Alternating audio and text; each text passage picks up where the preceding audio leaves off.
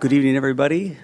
It's Monday, November the 21st, 2022. This is the regularly scheduled meeting of the South Haven City Council, and I would like to call this meeting to order. The invocation this evening will be given by Pastor Travis Wilson of the Peace Lutheran Church. Good evening, Travis, and thank you for being here. Good evening. Thank you all. Let me offer a prayer for us.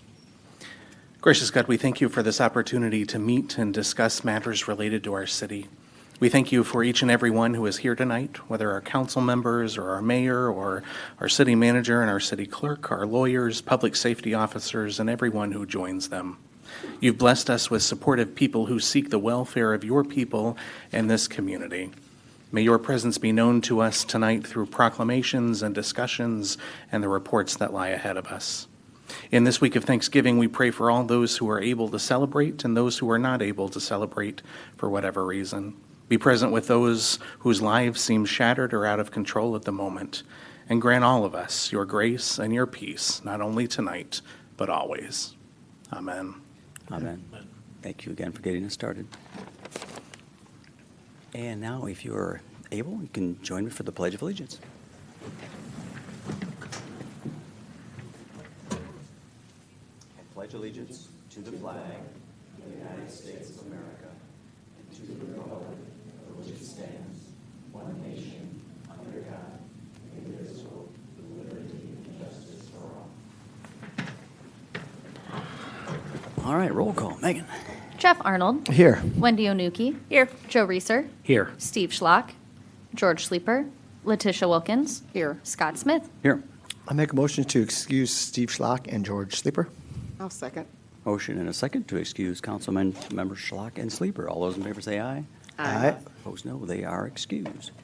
And now we are at a very fun time of our agenda tonight. We are going to have the swearing in of our newest officer, Mr. Cooper Carnes. Good evening, Cooper. You have to approve the agenda. Oh, he did. Hold on. What? Hold that. Would you come up? Approve the agenda. I make a motion to approve the agenda. Second. Motion second to approve the agenda. All those in favor say aye. Aye. Aye. Opposed, no. Okay. Cooper, welcome. Thank you. So, again, our police department is very fortunate to have recruited Officer Cooper Carnes. Coincidentally, this summer during July 3rd, I was able to have a conversation with one of his older brothers who is also in law enforcement, a Michigan State Trooper. We were talking.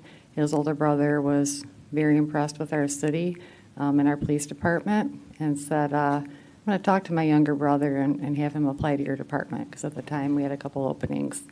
So fast forward, Cooper did apply, and we were able to hire him. He went through our process.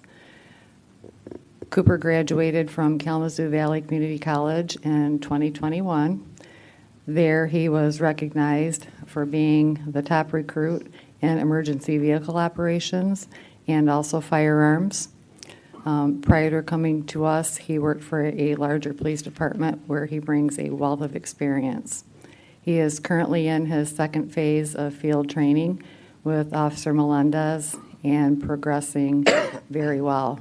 So we expect Officer Carnes to complete his FDO shortly after the first of the year and be on solo patrol. And we are now up to full staff in our police department, so we are very pleased. Very good. Welcome. Megan is going to do the official oath. All right. I'll have you raise your right hand. Do you solemnly swear that you will support the Constitution of the United States and the Constitution of the State of Michigan, and that you will faithfully discharge the duties of the office of police officer of the City of South Haven, Michigan, according to the best of your ability? Yes, ma'am. Congratulations.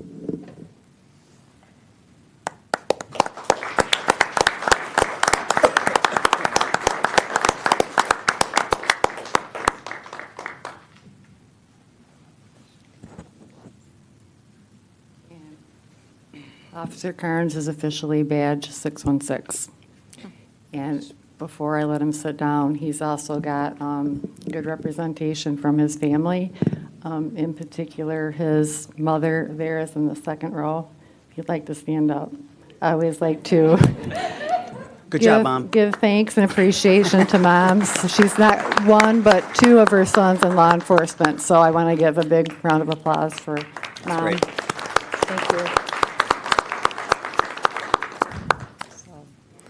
Very And now good. it is that Again, time. welcome. So glad you're here. Thank you.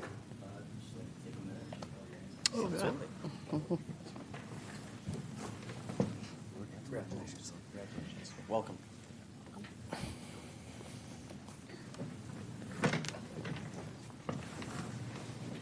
And as promised, I'll let all of you sneak out. I promised him I'd let you guys go and have a good night. So thank you, everybody, for coming and joining us. Here for the fun part.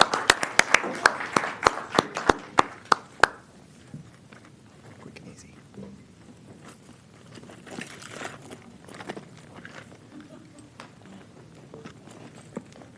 Right. Thanks, everybody. That'll take us to our update, and I saw Gail from our Van Buren County Commissioner, Miss Gail Patterson-Gladney from District 1. And good evening, Gail. Good And evening. congratulations. Well, thank you very much. I have some information from the county. First, on broadband, DCS Technology has been contracted on a month-to-month basis for broadband project management. And we will be hearing more about that tomorrow at the meetings at the county. Our first meeting is the COW, Committee of the Whole, at 1. That will be followed by the BOC. And you can go online this week. Hopefully, everything works out so you can go online and Zoom and join the meeting. If you have questions, please feel free to comment and during the public comment section. Also, it will be recorded, so you could go back and listen to the report. I would like to, talking about broadband, I'd like to give this to your city manager, Kate. That's the information about the ARPA funds, so you'll know what's going on with ARPA. As we said before, $7 million was set aside for broadband. We, at this moment, are working along with Market Van Buren to see how much matching funds we can get, how many grants we maybe can get in order to use our money wisely. So we are looking at talking with the state and trying to see what kind of funding that we can bring down from the state. I might have mentioned this before, but Ryan Post was our interim county administrator, and now he's been named county administrator. And he signed the contract as of October 25th.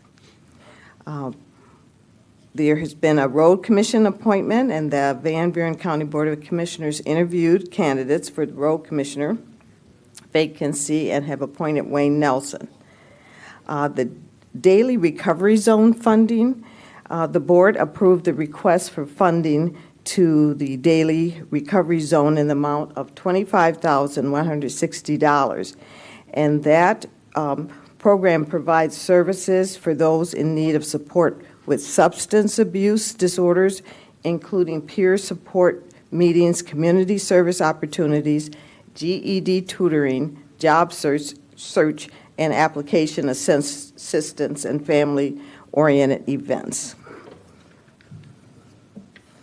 Also, the Van Buren County Land Bank Authority put out a news release, and I forwarded that, and I think your city manager has gotten that. Tricia Nesbitt applied for the funding for the Land Bank Authority, and the authority is now seeking proposals from local governments for projects to eliminate blight throughout the county. Municipalities are encouraged to identify projects that are eligible for this grant opportunity from Michigan State Land Bank Authority.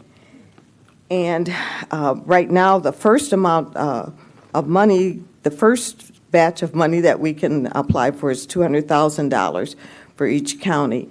And hopefully we can get more if we can use that.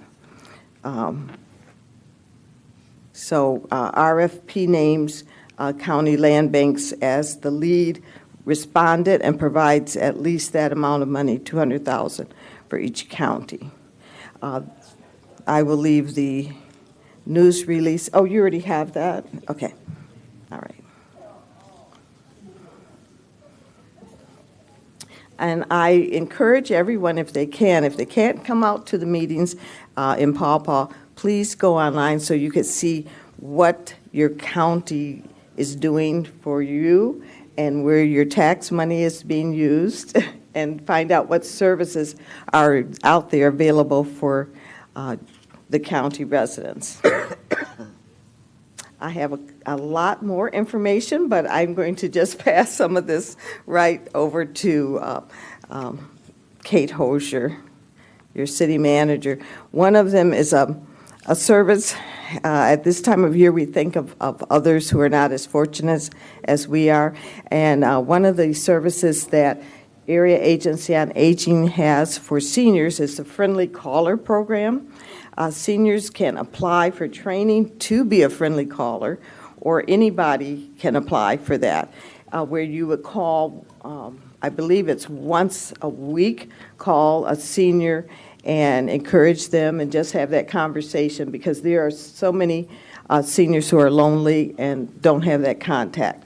And so I will give this to Kate just so she can have that information. Then the Buddy to Buddy Veteran Mentorship Initiative is another program where they train veterans to mentor other veterans. And that's another opportunity for volunteering. And the last thing I wanted to mention is True Alta. I don't know if any of you are familiar with True Alta. It's from Region 4, Area Agency on Aging. This particular flyer was from Region 4. It's a free program, excuse me, for those who are caring for senior citizens. They have videos, tip sheets, professional level training. Excuse me. And I think I'll stop right there and give this to her. Thank you, Gail. And please share that with others. Thank you, Gail. Appreciate it. And again, congratulations. So appreciate it. All right, now we have a proclamation for National Hospice and Palliative Care Month, and I know we have some representatives here. If you guys want to come on up. They'd rather see all of you anyway than me, so come on.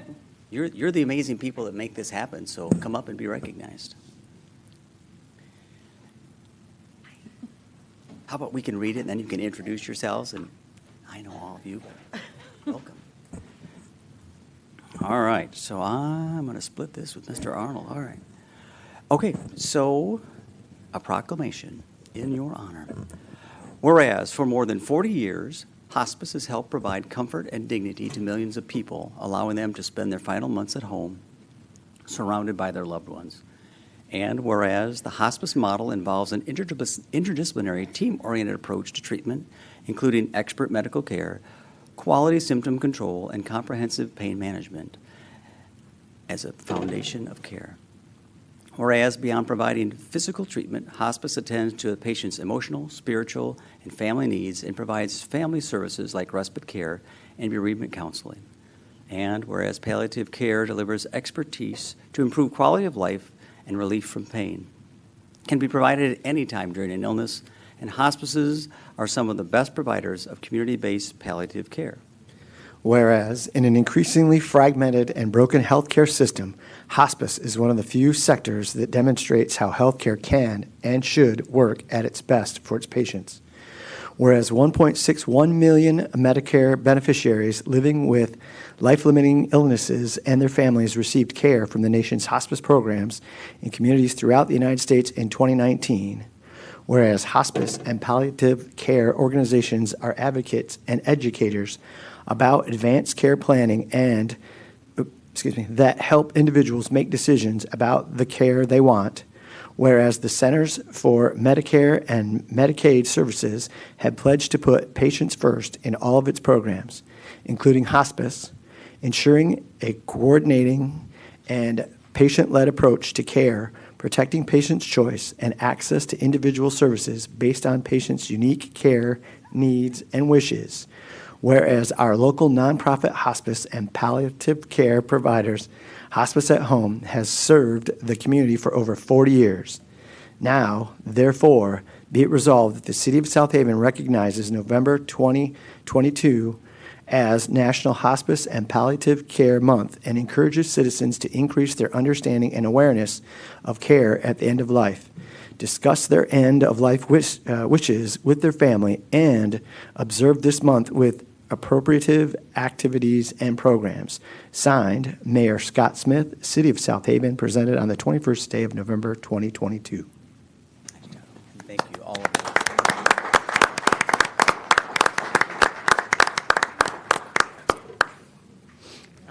So I'm Angela Labarca. I'm the Community Relations Representative for Caring Circle, formerly Hospice at Home. But we also provide many other services besides hospice. These are the caregivers, some of our amazing professionals back here that provide hospice care as well as house calls for patients who are not hospice eligible, but they just are homebound and need assistance. So we have a dream team. There's even more, but these are really a lot of the stellar ones right here. So. Well, share their name. I know, but Lori Dotson. we miss you, so. I'm Charcy Neely. I'm a nurse practitioner that works on hospice. Very good, welcome. Ruth McDowell. I'm a PA that works at House Calls. Wonderful. We miss you too, so. You guys are all amazing, so photo op, let's do that, but again, thank you. You want to come down here? Come down there. Let's do it. Get the council behind him if we want. That's great. Do you want to line up right there? We'll have Poppy stand behind you.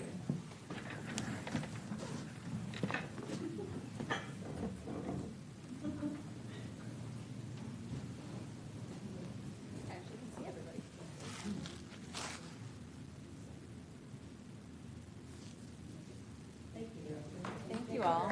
Thank you.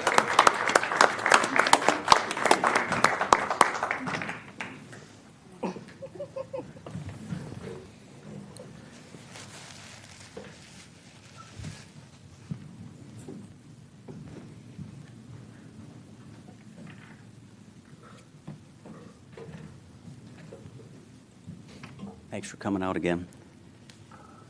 Okay. That takes us to the consent agenda, items A through F.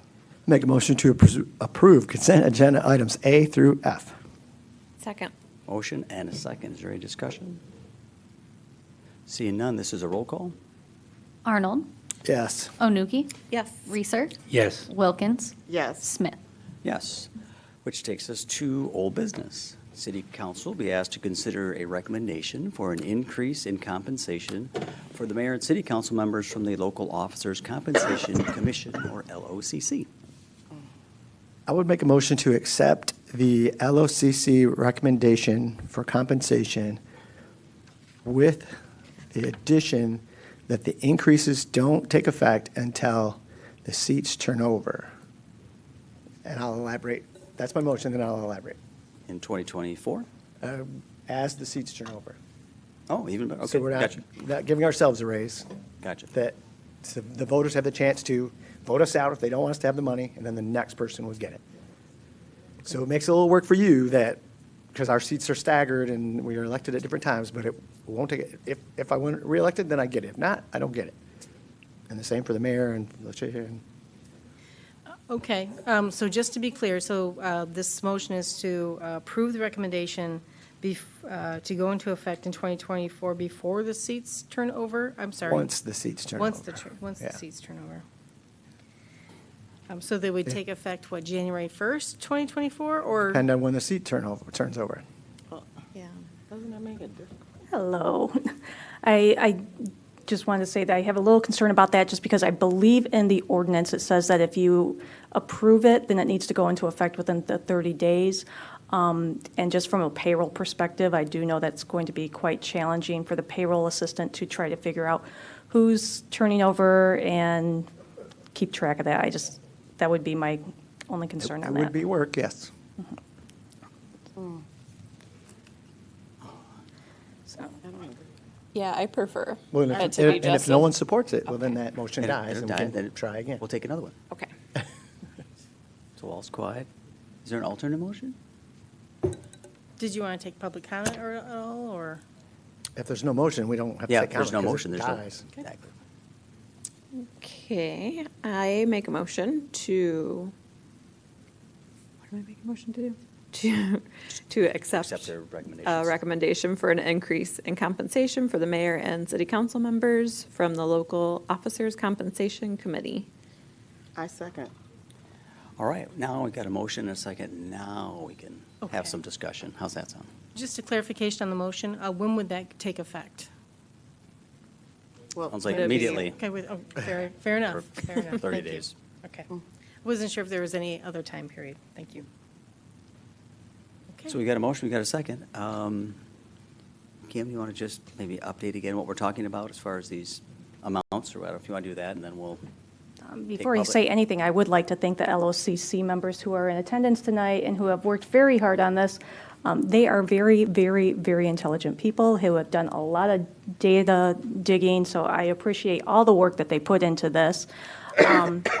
And, yes, and so just looking over, even today, I received a pamphlet from MML talking about LOCCs and the need to make sure that the folks that are serving are getting paid appropriately, because it helps to encourage other folks to step up for these types of positions. So yes, you have the information there. It was already budgeted last year for that increase. It's only a $2,000 increase for the year to cover everybody, so that would be about all of it. Yes, sir. When this was introduced, I think a year ago, I've always taken a position that I think it's self-serving when politicians give themselves raises. I've always disliked it. It doesn't happen in corporate America too much. But I think the two people that made presentations made compelling reasons why we should increase, and I think the easier and the faster, the better. The reason being that it would open the doors for more people, maybe, to serve on city council. So I think anything less than that increase hurts the chances of having different diversity and different types of people, especially younger people, sit on city council. So I'm all for taking a raise, and that is not self-serving. I just think it's in the best interest of the community. Agreed. Any public questions or comments, or anybody from the committee like to say anything?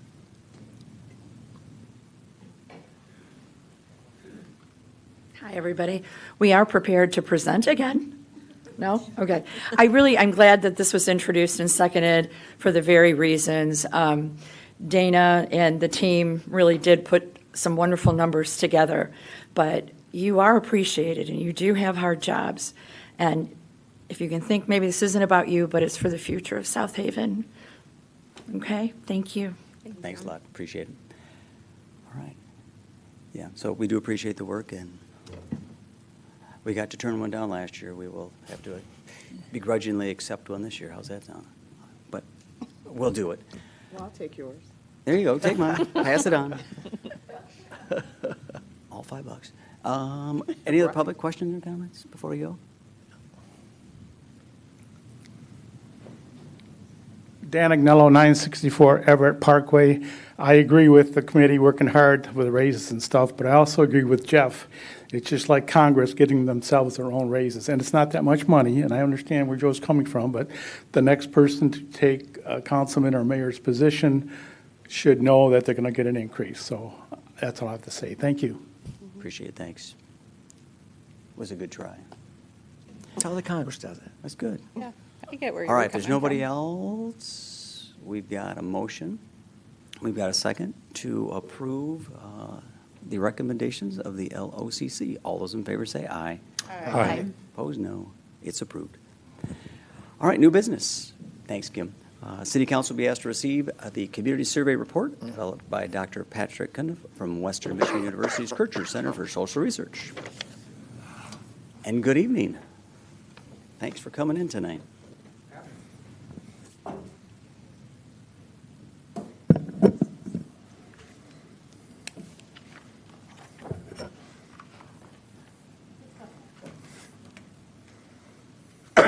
It times out after 20 minutes, so Clock's on, got it. there you go. All right, well, good evening. My name is Patrick Hundiff. Today I will be presenting some research findings related to the 2022 City of South Haven Community Survey. Before discussing the results, I wanted to provide a brief summary of the development and dissemination of the survey before we get into sort of the nuts and bolts. The City of South Haven reached out to the Kircher Center in October of 2021 to set up an initial meeting to discuss the possibility of conducting another community survey, with this iteration having a special focus on short-term rentals, or STRs. In March of 2022, the City of South Haven officially requested the Kircher Center's help in conducting the community survey. In the following month, I delivered a research proposal and a draft of the survey for review and approval. By May, the proposal was accepted and the work on drafting the contract with WMU began.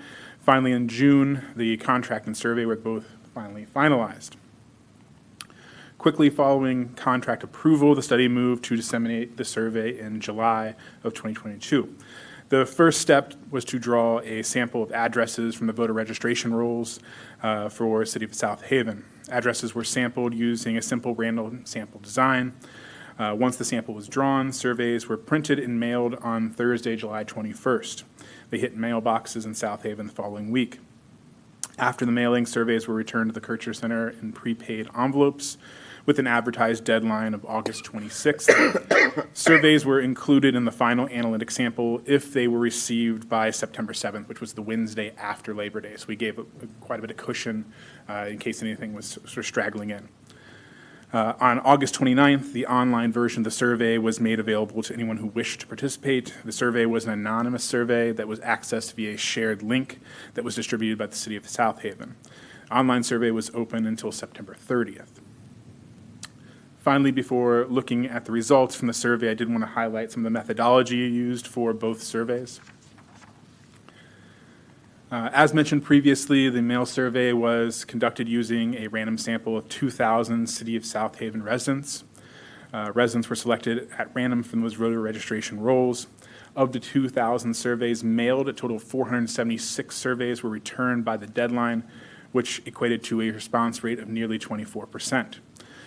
For a mail-based survey, this response rate is pretty outstanding. National average, we would expect 10 to 15% in terms of an acceptable response rate. And this 24% response rate is even more impactful when you consider sort of what it corresponds to your population. It represents about 14% of your total population age 18 and older participated in this survey or this iteration of it. In contrast to the mail survey, the online survey was an open access anonymous survey. The survey was again distributed by a shared link. The survey was hosted within the Qualtrics online survey system, and we did use safeguards in place to prevent the same IP address, that's sort of the digital address that any of your devices have, from completing multiple attempts. So we were trying to find a way that would make this accessible to as many people that weren't able to take the mail version because they weren't sampled, but also while protecting the integrity of the results by preventing one person from submitting over and over and over again to skew the results however they saw fit. In total, 205 surveys were completed within the online survey. So moving now to the first results from the survey, we'll discuss the sample characteristics.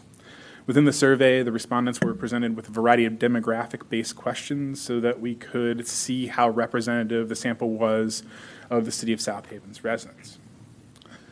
So in the first table here, you'll see information related to the sample's respective ages. You're going to see 3 columns. There's mail survey, online survey, and then census. The census estimates are pulled for the most recent census. If that didn't apply, then estimates were used from the American Community Survey. As you'll see in comparison, census estimates for both mail and online surveys varied a bit from what we would predict. So when we're looking at sort of the age distributions as well as the average age, the mail survey skewed a little bit older in terms of who was completing it, especially you can see that in the age distribution. The online survey was a little bit closer in terms of the average age, but still that age distribution skewed older. This is a pattern that we typically see within mail surveys, where respondents tend to be older who complete it. It's just sort of one of the facts within survey research, especially mail-based, that tends to be older individuals are more likely to complete than younger individuals. Table 2 presents information on respondent gender and race. In terms of gender, again, we see some variation from what we would expect given the census estimates, skewing a little bit more male for the male-based survey, and then the online survey skewed a little bit more female. In terms of race, both surveys were unable to capture the diversity of South Haven's community, and both were composed of approximately 94% white respondents.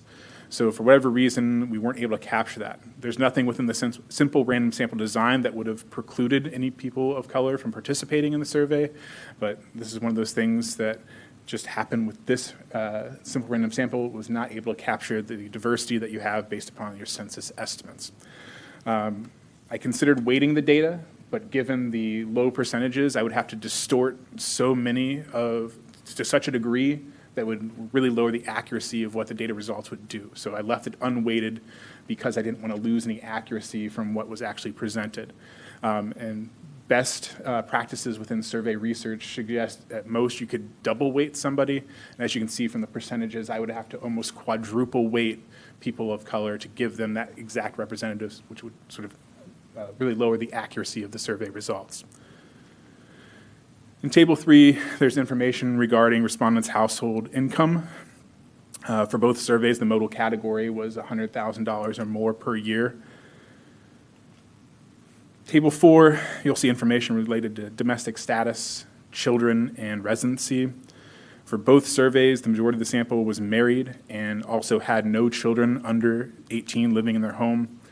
It is, though, notable, while the majority of the online survey did not have children within their home, a much larger percentage of online survey participants did have children. The male survey was about 4% had children in their home, compared to the online survey, which is over 30%. Finally, on average, male survey respondents had lived in their current households for a longer period of time.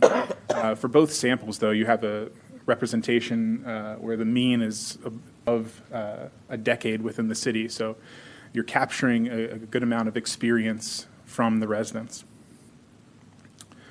Next is for the first half of Table 5. You'll find information on employment status and industry of primary employment, either what they're currently working in or what they felt was their primary industry when they were employed.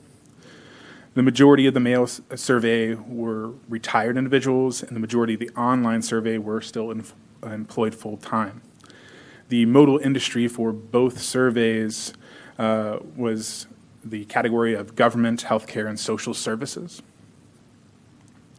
Finally, in the second half of Table 5, you'll see that the respondents largely did not own any businesses which operate within South Haven, and the majority of respondents are homeowners, either in the form of owning a condo or a traditional house. So now that we have a better understanding of who completed the survey, I wanted to dig into the results. I've organized the results around 5 themes: the perceptions of neighborhood safety and problems, evaluations of infrastructure, evaluation of city and community services, evaluation of housing, and finally an evaluation of STRs. When we look at respondent perceptions of neighborhood safety and problems, we did this by capturing it in 2 questions. One was designed to assess perceptions of safety within their neighborhood, and the other was designed to ask them to identify what they felt was the greatest problems or were the greatest problems facing their neighborhood. And so as you'll see in the figures to come, these questions reveal that the respondents view the city as a relatively safe place, and concerns are less about crime and more about quality of life issues. In this figure, you'll see the results from both the mail and online surveys presented side by side. The results from the mail survey are presented in blue, and the results from the online surveys are presented in orange, and this pattern is going to continue throughout tonight, but you can see sort of how the samples stacked up to each other.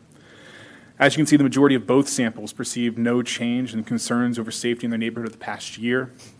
And while on average these samples are quite similar, there was a larger percentage of respondents from the mail survey expressing some concern over safety in their neighborhood, basically sort of recognizing or perceiving that there was an increase in their own concern for safety within their neighborhood. In the next figure, you're going to see the greatest problems facing respondents' neighborhoods. It's a little tough to read here, but I'll sort of walk you through it. For this question, respondents were asked to select up to 3 problems from the list and then rank order their selections, where 1 represented the greatest problem and so forth. For both survey populations, there are 2 that jump out as the biggest problems affecting their neighborhood, and they were traffic and parking. For the male survey, respondents selected golf cart violations as the 3rd greatest problem, followed closely by disorderly conduct. In contrast, the online survey respondents select other issue as the 3rd greatest problem most often. From the comments provided, once anyone selected other issue, they were able to provide some explanation as to what they meant by other. There are 3 primary issues that emerged in this other issue category. There were issues with STRs, issues with zoning and zoning enforcement, and then issues with neighbors. Turning now to infrastructure, and these issues can absolutely affect the quality of life that survey participants lead within the city. There's going to be a series of questions that look at road and street conditions, lighting, signage, street markings, and the overall ease of transportation within the city. For a majority of respondents in both the surveys, they rated the condition of their neighborhood streets as good or excellent. So you see a pretty strong pattern here within their own neighborhood streets. Now, while the neighborhood streets were viewed favorably, a majority of respondents in both surveys rated street conditions across the entire city as less than good. And so this finding, compared to the last, seems to suggest that road conditions impacting residents' commutes in and around town may need more attention than streets that service primarily neighborhood traffic. And that's sort of what might be being picked up here. For a majority of respondents in both surveys, they held favorable views of the amount of lighting, signage, and street markings within the city of South Haven. And despite the issues noted with street conditions across the city as a whole and the noted problems of traffic and parking, a majority of respondents in both surveys still perceived the ease of travel to be either good or excellent within the city. One of the primary areas of emphasis within the survey was to provide city leaders with resident evaluations of city and community services, in addition to sort of highlighting those STR issues. So the figures and table which follow will provide you a snapshot of sort of these evaluations. In evaluating the police, a majority of respondents in both surveys found South Haven Police Department to be good or excellent overall. However, this rating is a little bit more nuanced than the majority evaluation would suggest. When you look into more than just overall satisfaction and you look at time of year, you see some differences. In the months outside of peak summer, you see a majority of male and online survey respondents believing that the city has the right amount or even more than enough police services. But regarding peak summer season, a majority was not observed for those completing the male survey. 46% of respondents felt that the police services available were sufficient even in the summer months. However, another 46% of respondents felt the amount of services fell a bit short. And so this one's a little bit different than what we've seen before. You have, in the blue, it's summer, the M stands for male, the orange is summer, and the O stands for online, and then ROY is the abbreviation for rest of the year. So you can see rest of the year tends to have a lot more people thinking that the amount of services provided by the police are on par, whereas during summer, that sort of same finding isn't observed. When it comes to firefighting services, this represents the sort of one service where, regardless of the time of year, a majority of respondents in both surveys felt that there were enough services provided.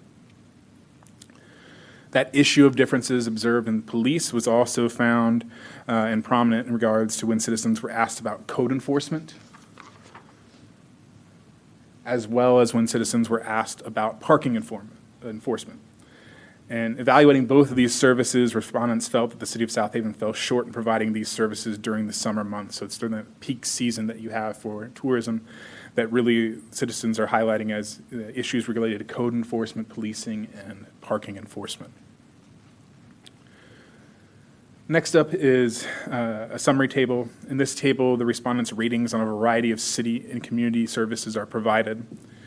Anytime you see a highlighted percentage, it's there to sort of note where there were ratings that significantly differed between the mail and online-based surveys. When it came to the amount of retail or commercial establishments, the amount of restaurants or bars, the parks, beaches, or marinas, the police, and community events, a majority of respondents in both surveys found these offerings to be good or excellent. Respondents, though, were a bit divided in their rating of the public school, with the majority of male survey respondents rating the schools as good or excellent, and the majority of online survey respondents rating the schools as less than good.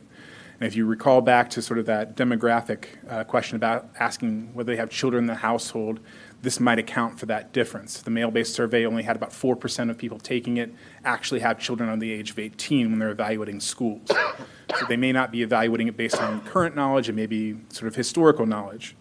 Whereas the online survey, about 30% of participants had children under the age of 18.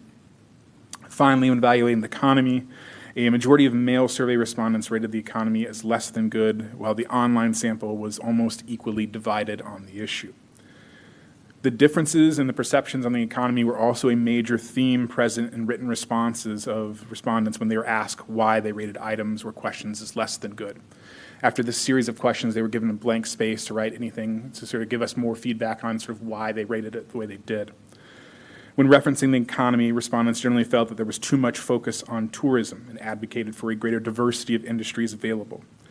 Many respondents felt that the focus on tourism has led the economy to suffer in other industries because respondents perceive much of the jobs associated with tourism as seasonal.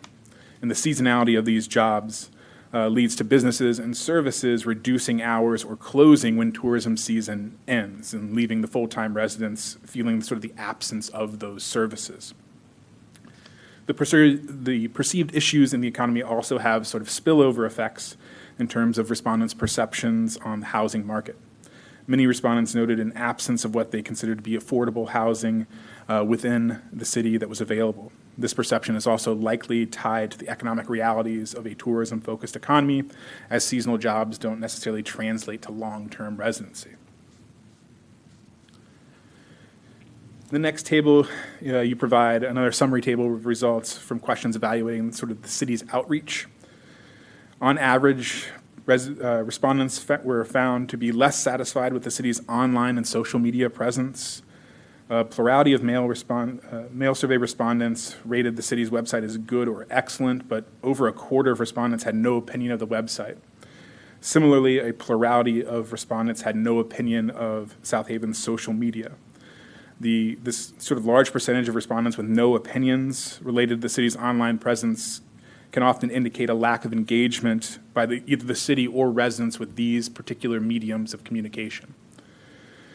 The perception of a lack of engagement also seems present when respondents were asked about how well the city communicates and engages with the public. Along with STRs, one of the key themes of this survey was about broader concerns over housing within the city. When asked to evaluate the availability of affordable housing options, a majority of respondents rated the availability as less than good, and this is true of both surveys. The perceived lack of affordable housing options within the city also translated to an overall dissatisfaction with housing affordability within the community. When presented with a hypothetical statement that tax revenues should be used by the city to develop more affordable housing, a majority of the male sample was not to be found, and only a razor-thin majority for the online sample agreed with the statement. So there's some issues with sort of how do we fix this problem of affordability. There's not sort of a jump to using tax revenue or a clear jump. Yeah. I've read this a couple times, and I can't remember the answer, so I'm going to ask you. The mail-in responses had to be residents that lived here or owned property here. Is that correct? Or it could be even businesses? The mail responses were all sampled from people who are registered voters. That's what I thought. Okay, registered voters, got it. The online, could that be people that don't live here? Could it be someone that works in an office that responds and doesn't live in the community? Could live in Grand Rapids, wherever? That's absolutely true. Okay. The online survey, we don't have control over who accesses it because we don't have a database of email addresses. I think that's probably the future of sort of community development and outreach, if you can develop a list of email addresses with verified residents, that would be sort of a more accurate and accessible way to deliver a survey like this. But unfortunately, we're sort of not equipped at that point just because we don't have the sampling frame to draw from. But in your study, you said you were not surprised by the difference between the mail-in responses and the online responses. It didn't surprise you that it'd be that different. Yes, and that's specifically in regards to when we're talking about sort of STRs, I think is Exactly. the main point for that. And we'll get to that in just a second as to Okay. why I'm not surprised. One solution to increasing affordability may lie in increasing the number of multifamily residential units. However, when asked whether these units were compatible in traditionally single-family neighborhoods, both samples largely disagreed with this idea. So there's some resistance to locating multifamily units within traditional neighborhoods that would maybe alleviate this affordability issue. When asked to identify types of homes that respondents felt were missing in the community, small single-family homes, long-term rentals, and small multifamily complexes of less than 20 units were identified as the three most noted across both surveys.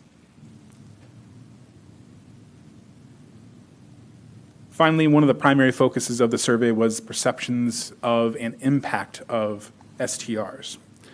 And before jumping into the results, I wanted to note the different makeup of the mail and online samples as it pertains to STRs. And this is part of the reason why I wasn't particularly surprised by the differences that we're going to see in these opinions.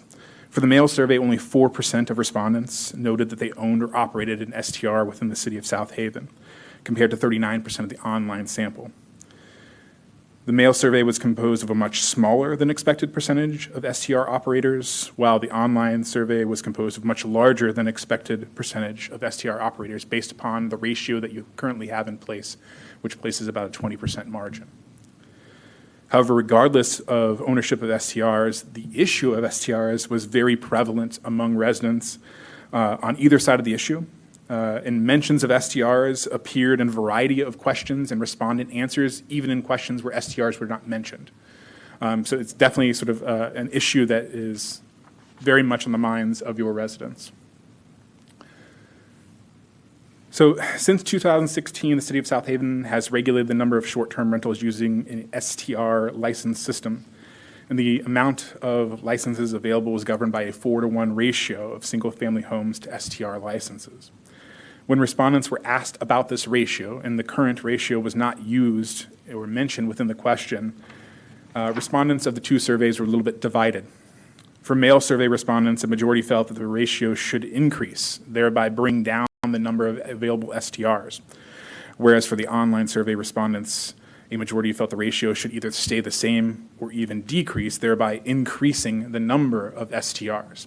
So again, if you go back to those compositions where you only have 4% of the mail survey who own and operate an STR in terms of having a vested interest in this ratio versus the 39% of the online survey participants, you can see where this sort of disagreement comes from. Yes? So you could also conclude that the people that live in this town have greater concern about short-term rentals and the proliferation of them, meaning the ratio they feel is too high already.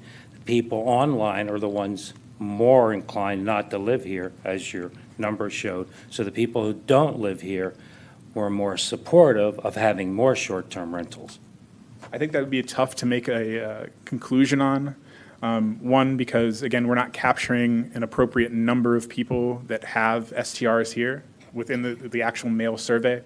And to your point, the idea that the number of people that are taking an online survey are outside of the jurisdiction of South Haven is probably, I don't have numbers and there's no way for us to tell this, but the idea that it's all sort of outside residents seems unlikely given that it's distributed by your city's website and social media. So it would have to be somebody that's really watching your community very intently to even get access to the survey because it wasn't sort of publicly made available other than through your distribution through the city. So it's people that are already paying attention to these council meetings and people that are already paying attention to anything that the city is putting out in terms of news and announcements. So it'd be tough to make that conclusion. I guess I was also looking in here, I took notes 49% felt that STRs failed to provide a benefit to the permanent residents. Can I stop you right there? We're going to get to that in 1 second here. Okay. Yeah. Sorry. No problem. Finally, in the summary table here, I present results that are related to evaluations of STRs. For both surveys, the majority of respondents felt that STRs benefited their owners and investors, it benefited tourists, and benefited local businesses, and this is across both surveys. Where differences emerged were in how STRs were viewed in terms of their businesses to how they were viewed, their benefits to permanent residents, and their impact on affordable housing. A clear majority of male survey respondents believe that STRs should be considered as businesses and then thereby signaling their support for taxing them as such, while only a thin majority of online survey respondents felt the same. In terms of benefit to permanent residents, male survey respondents saw no clear benefit to permanent residents, while a sizable majority of the online survey participants did feel that there was benefit to permanent residents. Survey respondents were equally divided on the statement that STRs make affordable housing hard to find. A majority of male survey respondents agreed with the statement, while only a plurality of online survey respondents disagreed with the statement. And so at that point, if it suits the council, I'm happy to take any other questions that they may have. Yeah, going back to the ratio, and I'm kind of quoting you in here, it says a majority of respondents felt that the ratio should increase, thereby bringing down the number of short-term rentals, which I think you said. Then it says none of them presented options. It said the median response was 6-1. So clearly the residents feel there's too many, and they'd like to have 6-1, which means quite a few less. So when residents have come to this city council and have asked repeatedly not to do away with short-term rentals, but have less of them, this survey, the mail-in, is also saying the same thing. Is that fair to conclude? It's concluding that respondents to the survey believe that, not necessarily all residents. I think that's where the issue would be, is sort of how you sort of word that syntaxically. Like, we can't say that it's all residents. We're saying the respondents to this survey feel that way if they responded via mail. Yeah, I don't think anyone can say all. Sure. But clearly, a large percentage wanted a different ratio, having less short-term rentals, which is very different than when we get to the internet, because the internet responses, it wasn't nearly as strong. The internet did not coalesce around one particular, but if you combine the current ratio with the options that are in excess of the current ratio in terms of increasing the amount of STRs, it did reach a majority. I was just wondering how you came up with the options. I personally would have liked it to be even more the other way, like 10-1 as one option. 10-1 was one of the options that got written in quite a bit from respondents. These were just the options that we had that were close to around what the current ratio was. Part of the design of this question was to see how well the residents actually knew what the ratio was. And so it may be that they think they want it to be less than what it was, and they might select 4-1 anyways, sort of informed on what the ratio actually is. Okay, thank you. Anybody else wants to take some public comments, or? Yeah. Oh, go ahead. I'm just trying to highlight some of these things because I keep hearing this from residents over and over again, and this supports so much of what I'm hearing. And so I'm only going to bring up a couple of these points, but I think it's worth, because you hit us with so much up here. Sure. The one that struck me is 57% of all residents felt that the South Haven economy was not good, and that was from mail-in. Is that unusual for a town, especially a smaller town, to feel that strongly the economy is not good? I don't think I could say Okay. Yeah, compared to other places.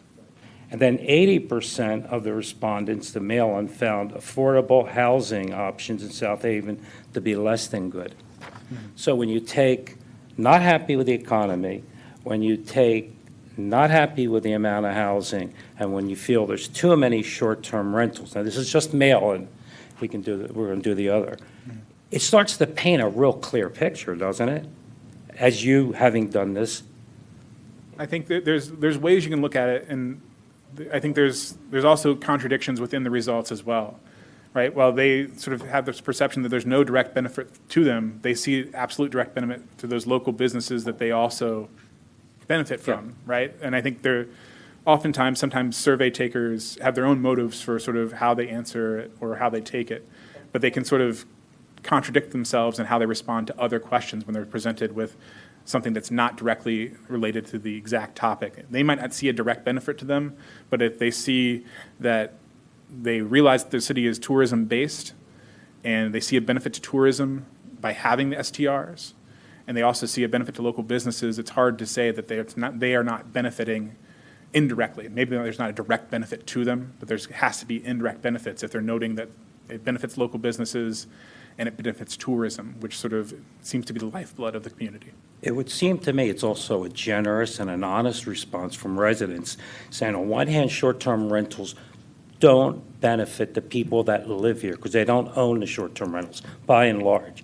But they do acknowledge that short-term rentals, in particular, do help businesses, they do help the economy, they help tourism. So it's all a balancing act here. Absolutely. It's not one way, and I don't want to try to paint it one way or the other. But I'm just trying to make sure everyone understands that what you have found is consistent with the people sitting in here have come up and said repeatedly their concerns. And at the same time, people in this survey are willing to say, but there are good parts to short-term rentals, which I agree, and that is the businesses, the tourism, et cetera. Mm-hmm. Okay. How about if we grab some public comments, then we can come back to more council? That. Anybody from the public like to just comment?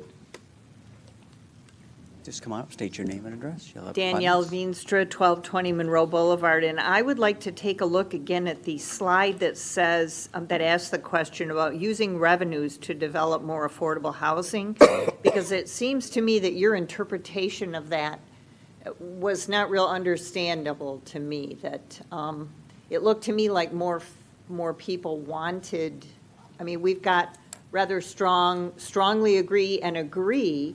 When you combine those, we have quite a large number of people in the city who say that tax revenue should be used, and I understood you to say that wasn't the case. I said there's no not a majority. I said there was no majority.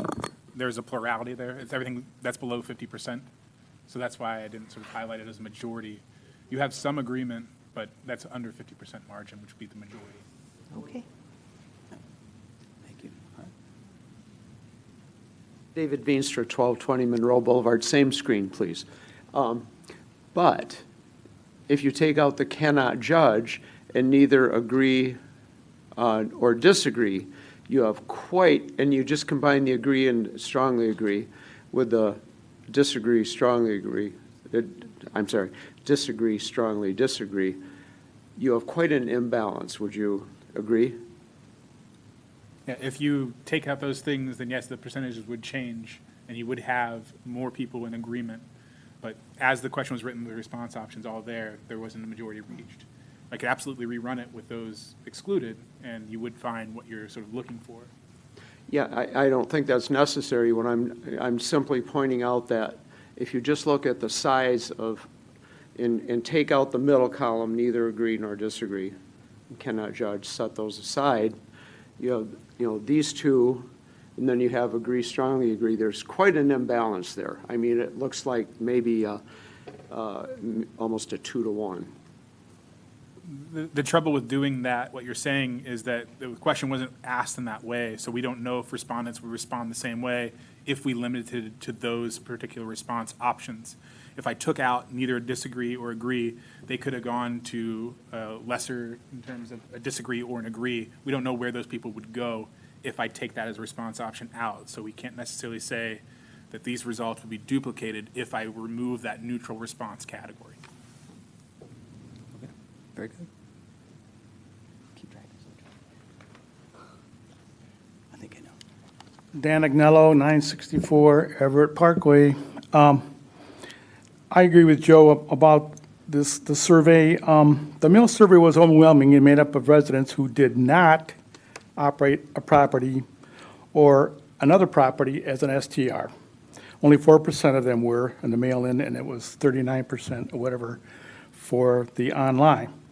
And those are probably STR owners, we don't know. But it's obvious that the numbers are biased because you can see the difference in the numbers. If I own an STR, I'm not going to be against you limiting it or whatever it is. So I'm just saying that's how the numbers appear to me, okay? And a lot of the people responded that were married and everything, they had owned their house for at least 10 years. So they've been very established residents, and they know what's happened to these neighborhoods. Everybody gets up here will tell you how their neighborhoods have gone down, okay? It's not a neighborhood anymore.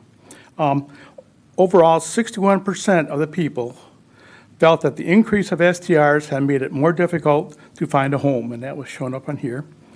81% believed STRs involving owners not living in the city shall be considered business STRs. My neighbor does not live in Michigan, and they had a personal STR, but because they over-rented, which I think I talked to you before, I think the agency talked them into going with a business STR. Because Chase has been out there inspecting, and they told me, Kelly Tunget told me that they were going to business STR now. 49% felt that STRs failed to provide a benefit to permanent city residents. We've been through this a million times. And we also covered on the charts, 65% wanted STR ratios of 5.1, 6.1 or higher. And there were a lot of 10s in there too. I read the whole thing, at least that section. And here's some quotes. I summarized some of the quotes from the various questions, and it said, South Haven City has become a city I no longer recognize. Greed is the city's first priority. Another person said, stop STRs, ban STRs. And question 10 comments, too many STRs. City should develop M140 corridor into desirable housing. I thought that was a pretty good idea. There's a lot of empty lots, from Ellsworth down to the Blue Star. There's some business there too, but you could do a lot of development by Grace and whatever. And there's too many rentals that are driving up the price of homes. We've been through a million times. There's no affordable housing. And somebody said it's a crisis here. STRs now comprise 1 of 5 homes, leaving neighborhoods with no year-round neighbors and not enough affordable housing. These are all quotes from the same question. STRs have taken over 500 families out of the market and driven out entry-level housing and long-term rentals. Another one person commented, we have a poor stock of LTRs, long-term rentals. Question 12, engagement. The city manager, and you're not going to like this one, the city manager and staff are not open and honest with the public. That's just her comment. City is famous for lack of meaningful interaction with the community. City administration responds to realtors and developers. I think I've said that a few times. A lot of comments about the city website indicate it's difficult to use and it's tough to find some documents. I go in there to the document thing, I'm looking for zoning ordinances, they're not there. You have to go to building services to find all the zoning ordinances. If you search documents, they don't come up in the document section. Question 13, summarized comments. This was listed twice in there. Thank you. 1 minute, Tim. STR ratios do not control density in a neighborhood. Drop it and go to distancing. How far apart are they? I thought that was a good comment.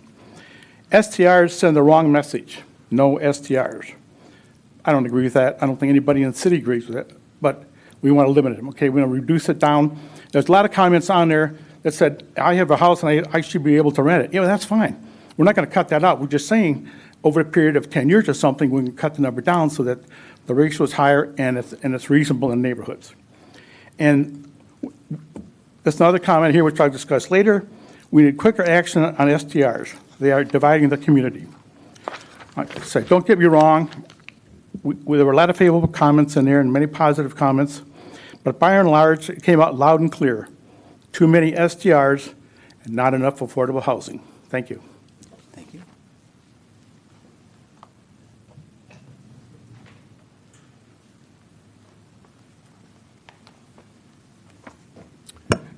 Mike Campbell, 216 Erie. I have 3 general comments. I'll start from the 30,000-foot level and work down.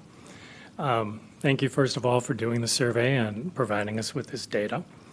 I think in reading it, at the end, I thought to myself that from a thematic standpoint, I saw a lot of similar themes in this survey result as I did from the group meetings around the development of a vision in the city.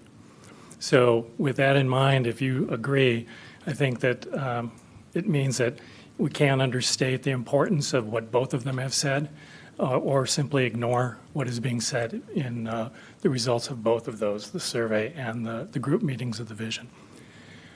The second comment is one that a finding that didn't necessarily surprise me, but was probably the most disturbing of all. And the doctor mentioned this when he talked about only 6% of the results came from people of color, even though they make up 24% of the population, i.e. every category that's non-white. It would be easy to just say, oh, that's too bad, and go on.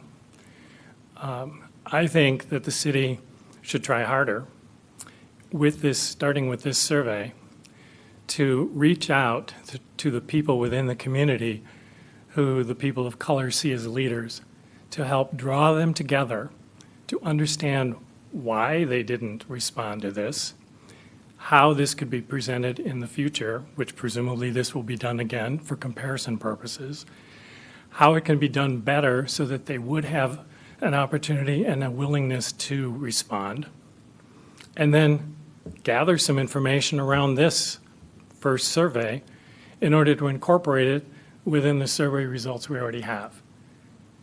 Their input is important, and I think we need to spend the time to gather it.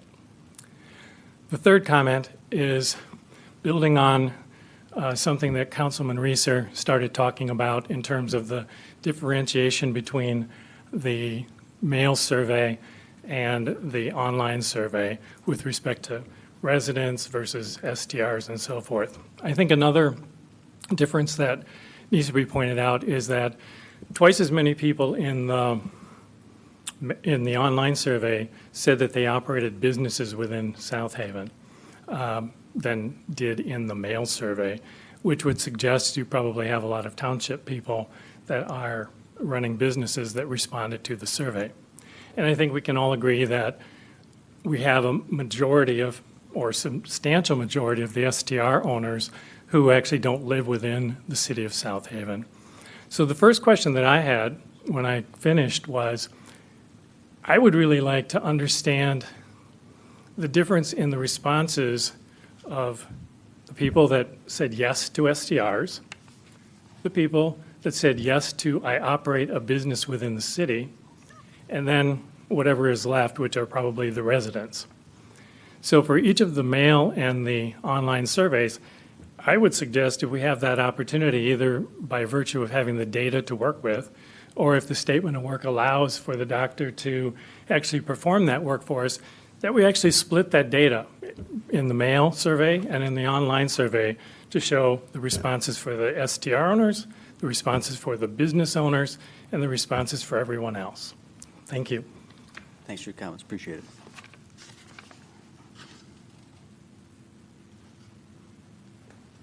Joe Wilkins, 811 Indiana Street. I'm not going to get in the weeds with that stuff because I think it speaks volumes of what you've heard hundreds of residents come here and repeat over and over again. That STRs are an issue.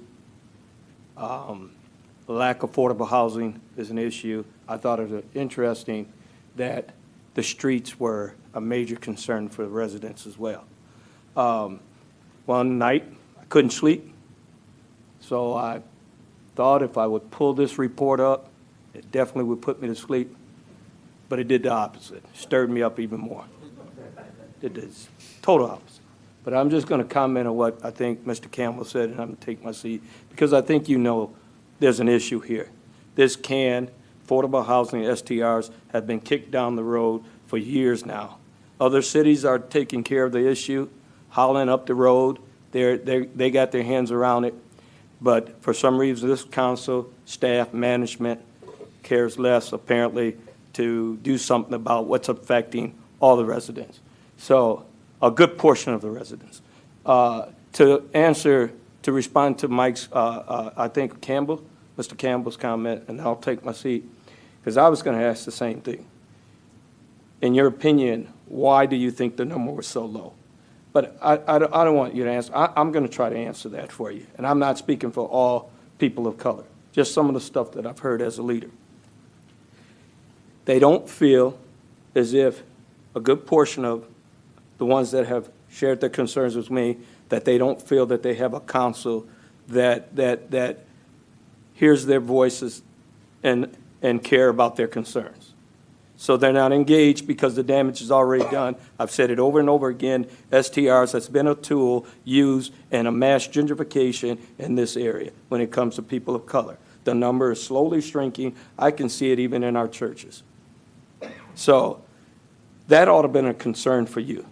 So in answer to Mike's question, that is one reason why. They don't believe they have a city manager that is a manager for everybody in the community. They don't believe the city manager is a manager for and has the concerns and the same concerns for everybody within the community, particularly the people of color. So these are issues that the reason why they're not engaged, because they feel as if no matter what they do, this thing is they're just slowly getting steamrolled. It's affecting our community. It's affecting all communities. But I'm telling you, when it comes to people of color, with this affordable housing issue, short-term rental, it is really decreasing diversity in this area in South Haven. And so that is the reason, in my opinion, the reason why that the poll, I mean, that your numbers show a low percentage of people of color participating in this survey. But again, I think the survey didn't tell us anything special. To me, I'll take back one thing. I didn't realize that the streets were that big of a concern.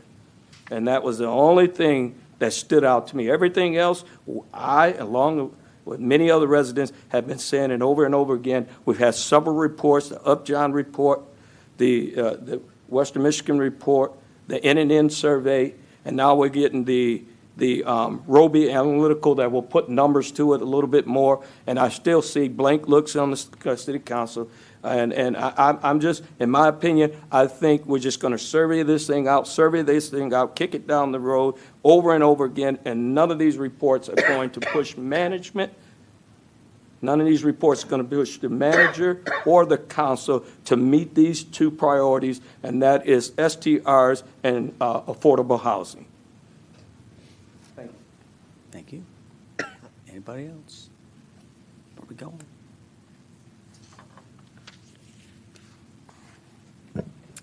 Mary Hasley, 726 North Shore Drive. Regarding preventing people from taking the survey more than once online, I believe each device would have its own IP address, and I don't know about you guys, but most people have at least a desktop or laptop or tablet, 1 to 2 phones. They would each have a separate IP address, so there's the opportunity. I'm not saying it happened, but there's an opportunity that people could online take it more than once. For the mail survey, I just remember the discussion from the previous survey, community survey that was done unofficially, and I think more than 500 cards returned because of bad addresses for the addresses gotten from the city for voter registration. So I wonder how many of those surveys got returned and what percentage of the surveys that actually made the final destination were responded to. I wonder if it would be a higher percent for residents. And if voter registrations are bad for homes that have sold that now become STRs, there's not someone there, so it's not sure who would have answered it. Again, I'm not saying anything happened, but those were questions that I had that I don't believe have been answered. For the questions, just in general, I had issues with several of them. This was supposed to be a reiteration to some degree of the survey previously done. And ironically, there were some questions that were really changed, I think significantly by just a slight modification, a small modification, but with a huge impact. For example, the questions with regard to enforcement. The enforcement questions were limited to parking and lawn, not zoning. There was a previous question on zoning enforcement, and that was ironically removed. And just this year, there's 2 cases in circuit court because people are upset with decisions from the zoning department. 2 cases in circuit court in Paw Paw. And that question was removed from the survey. That, I think, speaks louder than anything. It just reinforces something that was said earlier, that the vision statement is to engage. And although it's been received by the city, what's been done with the vision statement, and how are residents being engaged to solve our problems? This survey was one step, which I thank you for, but I think more can be done, especially with the lack of response from certain demographics and also from certain residents. I think we need to do a lot better job of that. I think that really is, the other thing is with the cap. So the cap under the statute, under our ordinances, excludes a lot of homes. It excludes all the PUDs. It excludes apartments. It excludes condos. And actually, there are townhomes that have been identified as attached condos and been excluded. So the 4-to-1 ratio and the cap is really distorted, and it really isn't what it is. It's just not very clear, almost because it's in the black and white ordinance, but the way the city has failed to enforce the STR ordinances has really, really, really hurt our community. And I don't think it's the STR ordinances that have driven a wedge among the citizens. I think it's the lack of enforcement of the plain language of the law. And it's known that it's not been enforced, and it's not being corrected fast enough. I know it cannot happen overnight, but I think months and months is too long. It's time that the vision statement is engaged, and so the community, to resolve our problems together. Thank you. Thank you. Is there anybody else? Nope, going once, going twice. Council. Anything else? Comments? I was just going to say, I really appreciated looking through the results and especially reading the written comments. It kind of echoed what I have already heard from residents, especially in my ward, but throughout the city, that we just haven't found the balance yet. And I understand people are frustrated that we haven't taken action yet. So I know we're waiting on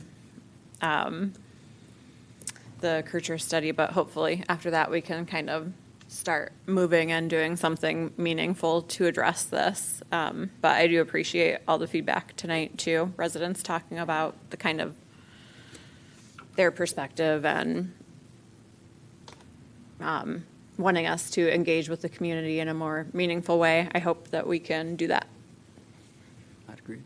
On that note, that was one that as I read, I will say, I feel like we started off with a bang and then COVID hit, and it's been a struggle just being out and about like we had been in the past. So I look forward to hopefully next year do some ward meetings again and get out like we had been. I just feel like we've been, how many years post-COVID, and we're still, kind of struggling with that. But I do look forward to getting back out as a council into the community. So, and again, good data, good information tonight. Again, I think a reiteration that that's why we agreed to take a peek at it again and look at those numbers and look at those ratios and try to figure out what's that sweet spot.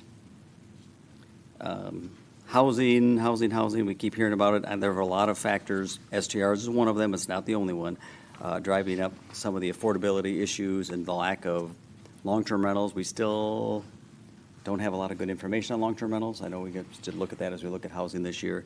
And then hopefully, I know, Kate, we should have an update coming soon on Overton. Because as we talk about, I mean, I think the community needs to know we're continuing to push through on housing and try to get something happening sooner rather than later on that. Yeah, lots of good data. So, anybody else? And if not, we'll roll on. Joe. Oh, Joe. Yeah, based on some of the comments, I have to say this, and I've been putting it off for a long time. I know a lot of residents, as I said tonight, are concerned about the city staff and about city council, whether we're acting quick enough in doing something. I think one of the big yardsticks is our population. Our population keeps decreasing. We can't have a healthy economy that's growing and yet have our population decreasing. There's something not right that we're losing people every year. Since I've been on city council, it's gone down.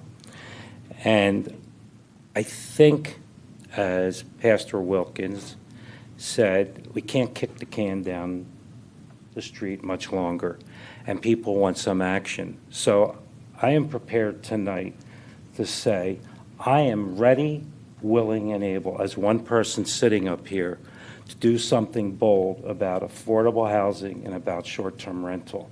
I'm willing to compromise. I'm willing to look at anything. I think the doctor did a great job telling us what, to some extent, what we thought and suspected, and it's here. I think the other studies that have been done are going to tell us the same thing. But we have to do something bold. We cannot continue to let this town slowly shrink, and that's what's happening. So regardless of all the other statistics, our population is going down. There's something not right. So I'm prepared, and maybe it's a challenge to everyone sitting up here, maybe it's just me, but I'm prepared to do something bold to reverse these trends in this town. But I am saddened that we are taking so long to respond. And I'd love to hear from a couple other council people on what they think about this. Because I think the residents want to know what we think. I agree with you, Mr. Reeser. Excuse my voice, but I've heard a lot of similar comments from the community. I was just sitting here listening, and I was just so super frustrated because, unfortunately, I do, I kind of feel like I'm failing the community because I kept saying things are going to change and things are going to change soon. Just hold on, but it just seems like it is an extremely long process, and I'm just wondering how much longer. Because I hear people saying I can't wait much longer.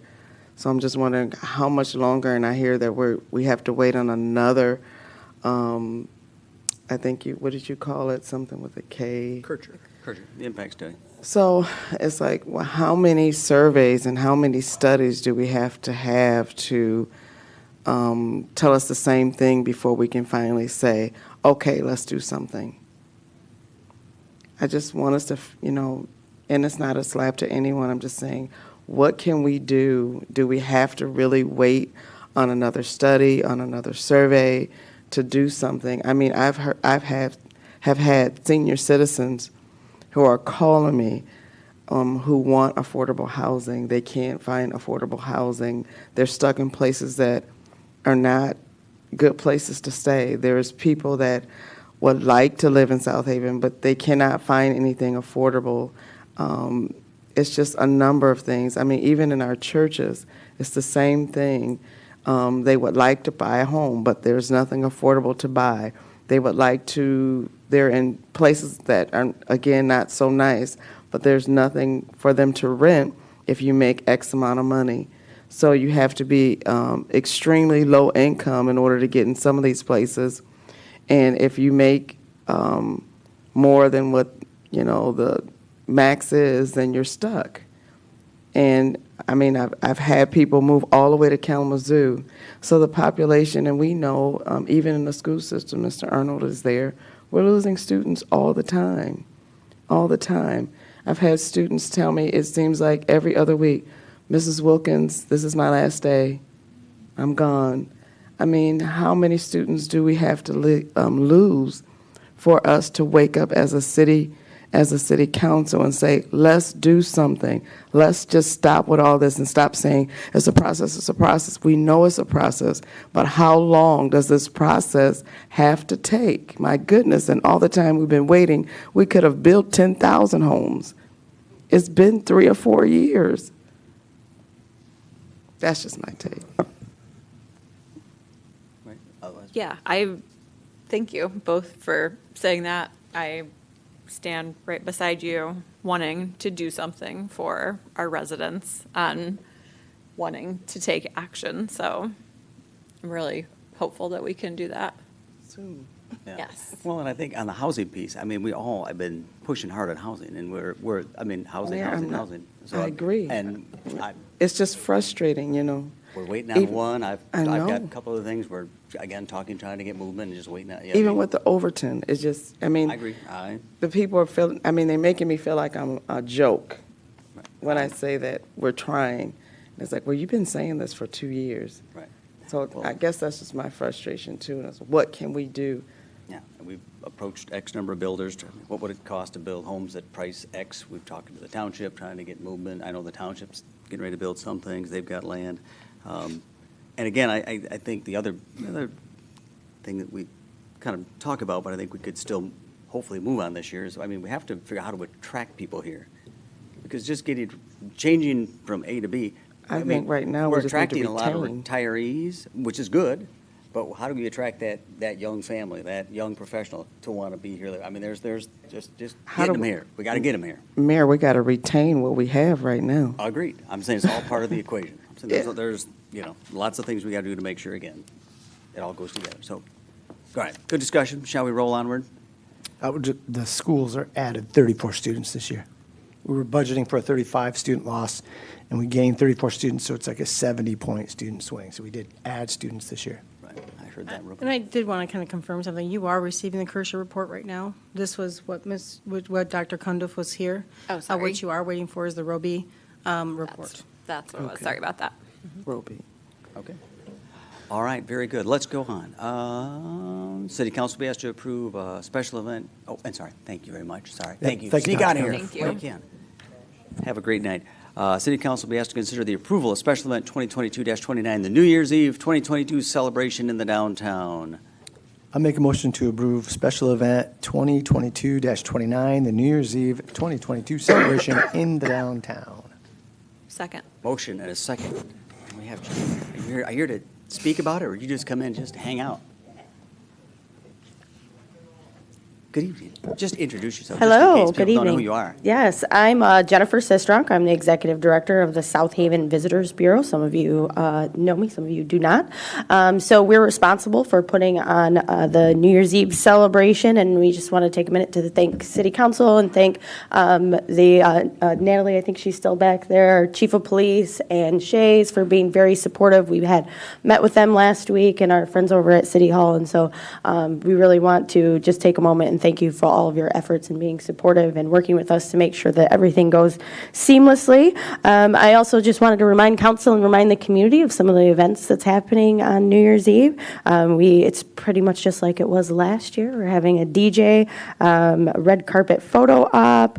We have an early beach ball drop at the Center for the Arts for the kids, so bring them down.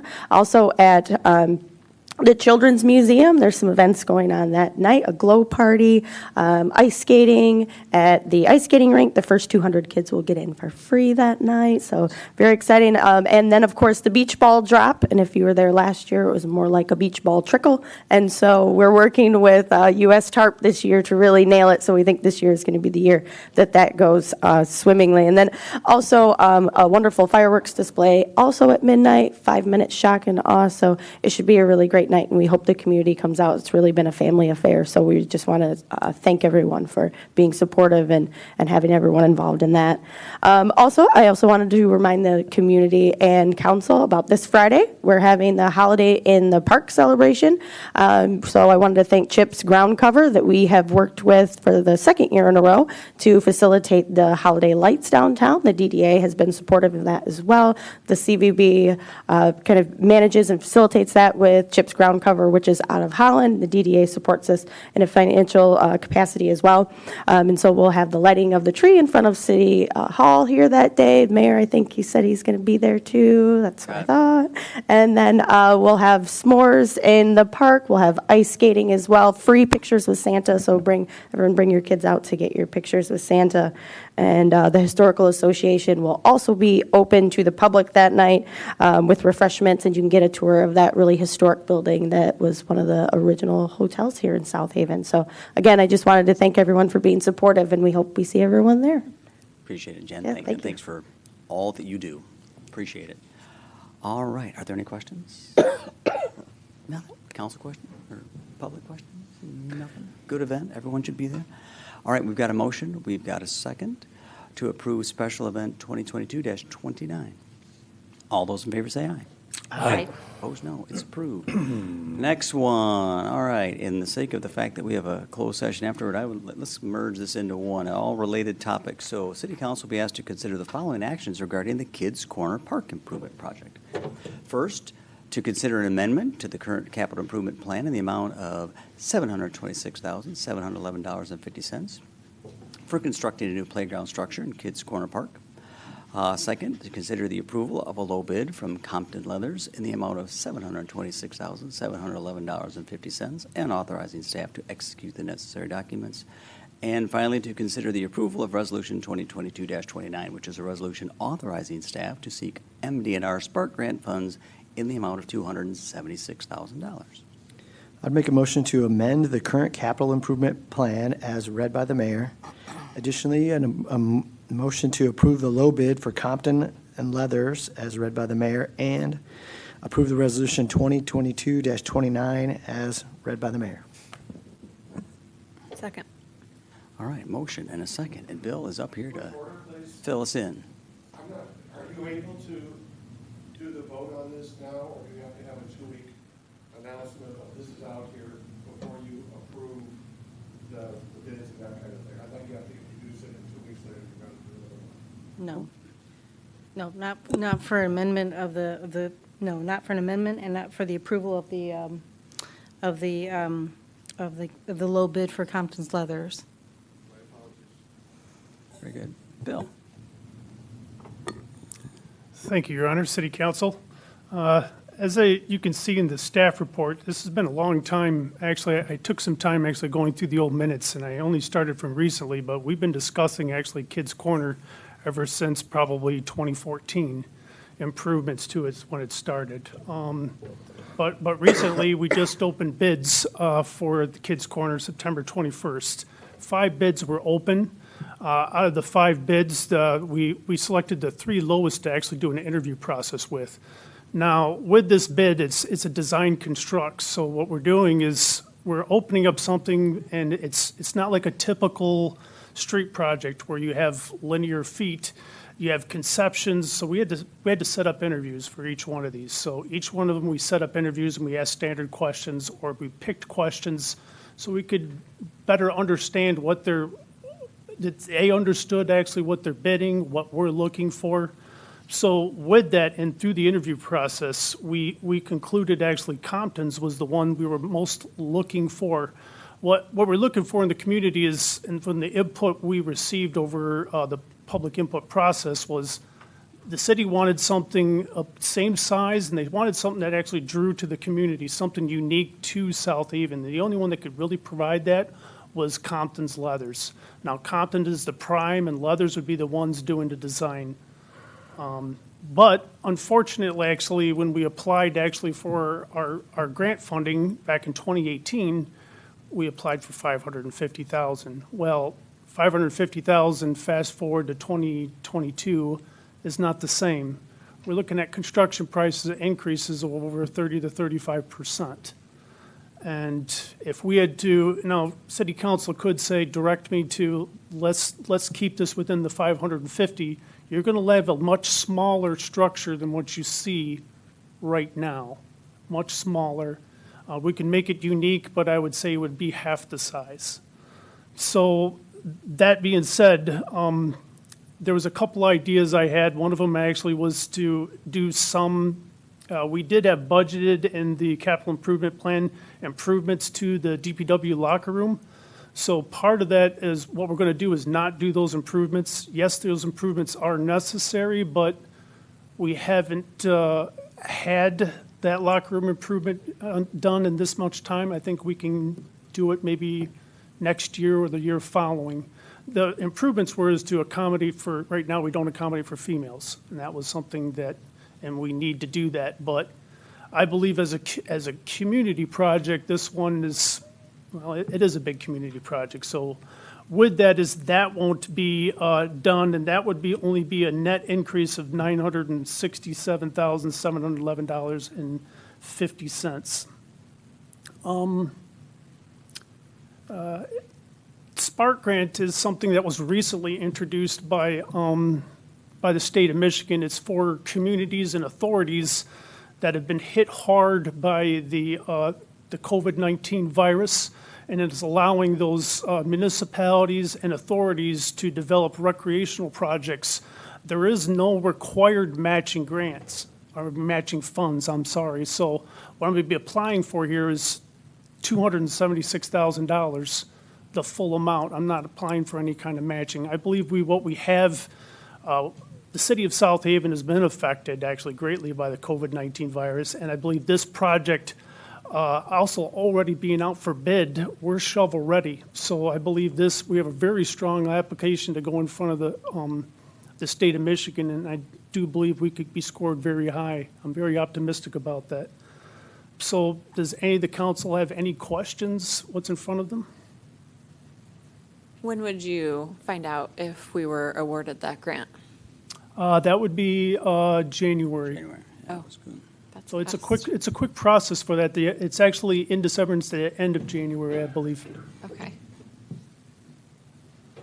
And there's also some, Parks Commission has looked at this, just so everyone understands, of the other bidders, while some were close, they didn't have kind of the flexibility to create kind of the experience we have down there right now. They had kind of like, while some unique structures, it was by no means could they customize it to create kind of that, what we see, more of that larger type structure and kind of keep that nautical theme going. So that was nice. We could still get it done in the spring. And we have the initial money budgeted. We could do some community fundraising for a few of the items as well. That's out there as well. So there's a few options out there for funding that gap. I've been in communications with the South Haven Community Foundation, and I've been working with them. Yeah, and we've had a few individuals approach us about. Yes, we have. So there are a few other things out there, but this would hopefully get us going in the spring and get it up and running by summer. Can I ask, with this design, how much of it will be ADA accessible? ADA accessible, all of it should be, well, to a point, it will be ADA accessible. There will be some elements that won't be, of course, that would anything, but you'll be, there's a difference between ADA accessibility and universal. There's going to be, we're hoping with this, we were initially actually hoping for all poured in place, and which now we're looking at more of a modified, which would be part of it poured in place, and then the other part would be engineered wood chips. So that's what we're going to be going back with them to save some money with that. It's still accessible, but not universally accessible. So part of it, I would say, and if you had to do a percentage, maybe 60% would be universal, and the other one would be and the other part would be accessible. Okay, thank you. And the goal is to maintain the poured in place surface to get to all the essential structures. Before it was like, if you picture the whole space versus not quite the whole space, but fingers going to the various apparatus. That makes sense. So because you don't want to lose that accessibility for wheelchairs. Okay. Bill? Just me, but I'm not sure I follow this. Where it says leathers, is that the one we're going to get, those two pictures? Or are we getting all of these and each one's called something different? I'm not sure. If you look at it, actually, it would be, I would say, page 13. It would be the one that's labeled leathers on the top. The other two were just what was the low ones. Pintura Okay. was a low one. So Okay. I probably made it a little bit too confusing. Probably should have pulled That's okay. those out. So the leathers, the first one, it looks like are you using some of what's there already? Because I like what's there, but I know it's not as safe as it should be. That's why you're doing this. That's what you told us. It'll look like it, but we're not using what's there. What we're hoping is some of the things that are there, we're going to hope to replicate, even take off and make actually forms. So when we're done, it'll look like the wood, but what we're looking for is all composite, something more sustainable. I mean, this current structure was built in 1988, and it's just not, we're hoping what we're building right now could last actually 60 years and double that. Gotcha. Yeah. Thank you. It's like there's like a skull feature they're hoping to pull down, and whatever that is. I probably misstated that. And you will also retain a few of these swing sets that are currently there, the ones off to the side there. Yeah, So some of the swing sets will stay. off to the north side there, those will still maintain the same in the slides, so some of the stuff will still be there. And that was from the input we got actually at the open house. Yeah. And there are some recent ADA accessible, some recent accessible items that were just added that will also be remaining. So we'll just supplement that. So just so Yep. people are clear, those aren't getting moved out. They'll just be enhanced. So it'll be fun. It'll be a good project. It's time. All right. Any public questions or comments on this?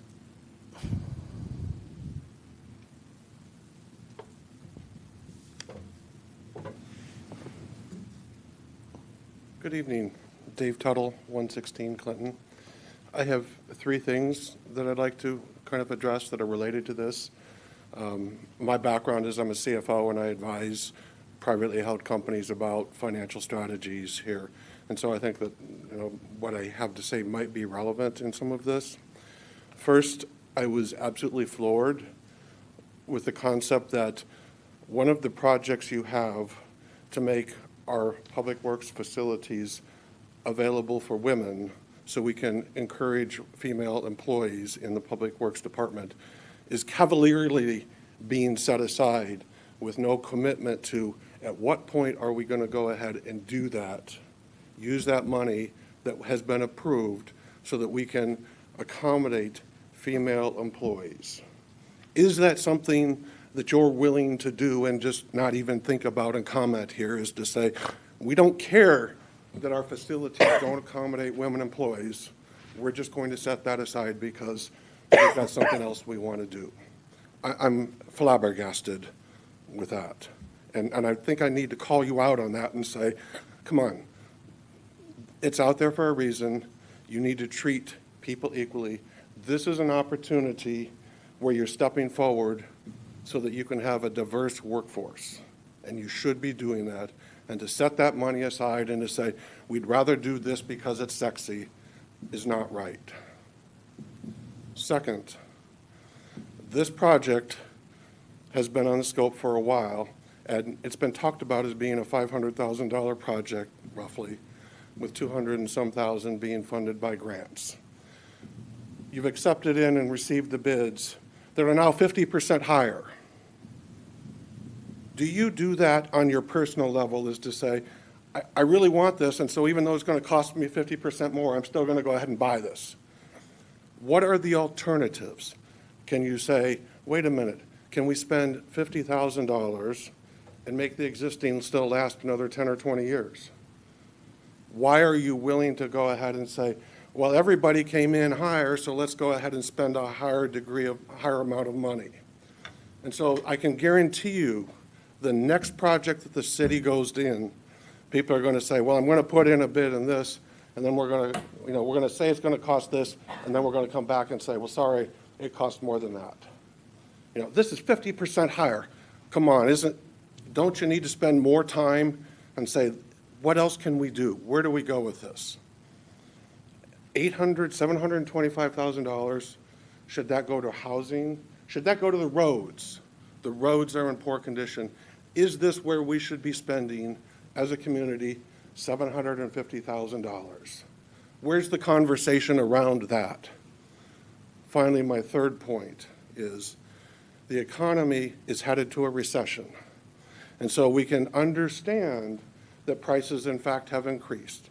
And everybody's talked about supply chain and construction materials. Nobody's going to be building houses in 2 years, for the next 2 years.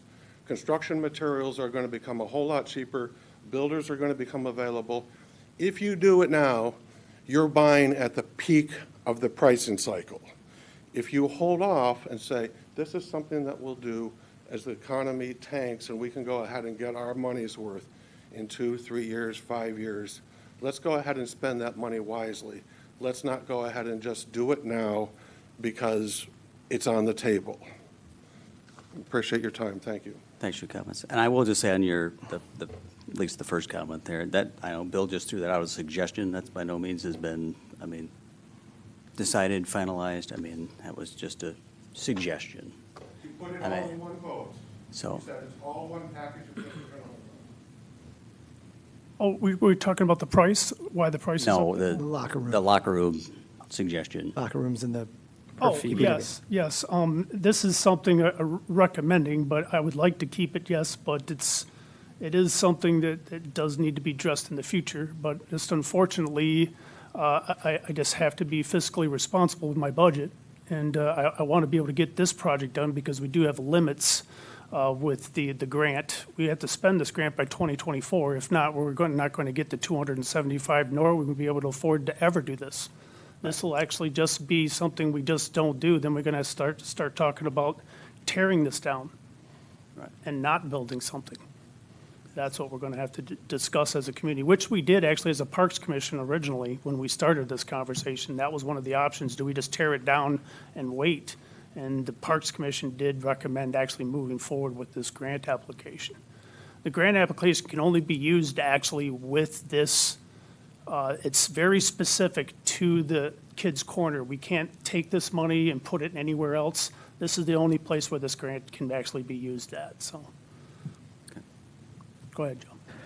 If we really believe that we need to attract young families, then I've been told, I think from other council people, and I remember when Brian Doucette was the city manager, he said, we need to level the field at the high school because it's not level, and that's what's stopping people from moving here. Now, me, without children in school, I was amazed by that statement, but I believe he knew what he was talking about.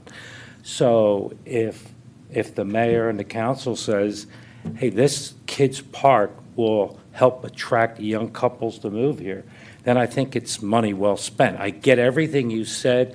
If I had to prioritize, a playground is not as important as treating women with equality. I think we can do both. But I do think the playground symbolizes more than just a playground.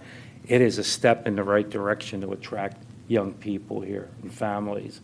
So I don't want to walk away from that. As far as the cost, I have faith in you that you're out getting the best bids. Now, I have a little bit of involvement in construction, a friend of mine and I, and we've seen prices coming down, and they may come down further from when everything was in short supply. So I'm sure, I have faith that you're going to look for that, but it does bother me to spend 50% more than we were originally given. And I just always get the feeling that companies can go to deeper pockets, meaning cities, and they're not watching it as closely. So I'd like to have faith in you that you're watching every penny and trying to make this done. But I don't want to tear it down and have nothing. And I don't want to have something that's not going to last. I'd rather spend the money and do it right. But I think we can do both.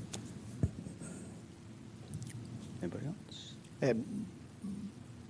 The prices are, in the survey we were talking about the economy, prices have been going through the roof. I'm trying to have some work done on my house, and the bids are 50% higher than they were when I had some windows replaced 6 years ago. It's coming in twice of what it was 6 years ago. So that's simply where we're at right now. So, and I'm sure that Bill is, as Joe's suggesting, is conscious of the budget. And while the Compton Leathers isn't the cheapest, but they were the ones that can do what we want. And so that's Yep, I have faith in Bill on that one. And Leathers has a ton of experience. I mean, this is what they do. They built the original one. So, and I will say that Spark grant could get us right back to where we need to be. So I feel like you're in a good position to receive some of that funding. So I would still be in support. So, anything else? Bill, with the locker room, because I know you do have female employees right now, are they able to get what they need presently? Or how does that Yes, work? they do have a restroom that they're able to change in, but I want to provide them actually as their own separate lockers and showers, and that's something they're not right provided. They have a larger bathroom area that they go in and change at, and we have separate little lockers in there, but they don't have the same as the men. They need to have their same like shower, and that was a part where we're looking at is busting out a wall, having a shower area for them if they're in that field to, shower, but right now they don't have it. And I don't understand why that, it was only built in 2000. It's not an old building. Why that was never thought of, I have no idea. Hey, can you guys just come back with some alternatives to get that done? Well, we have a capital improvement fund. We can see about getting those done with that. I mean, clearly all of us want to see that happen. That's to assume we not as, won't go there. So, yeah, clearly it's important. So, I mean, just give us some options. How's that sound? We can review that. So it gets taken care of. And we can get a playground. How's that sound? I think I can come up with some money very easily. Cut back on all the legal fees we spend. We got to be able to do better than the money I'm seeing going out, just paying for lawyer fees. It seems, if I'm a layman looking at this, and I'm telling you, it seems really high.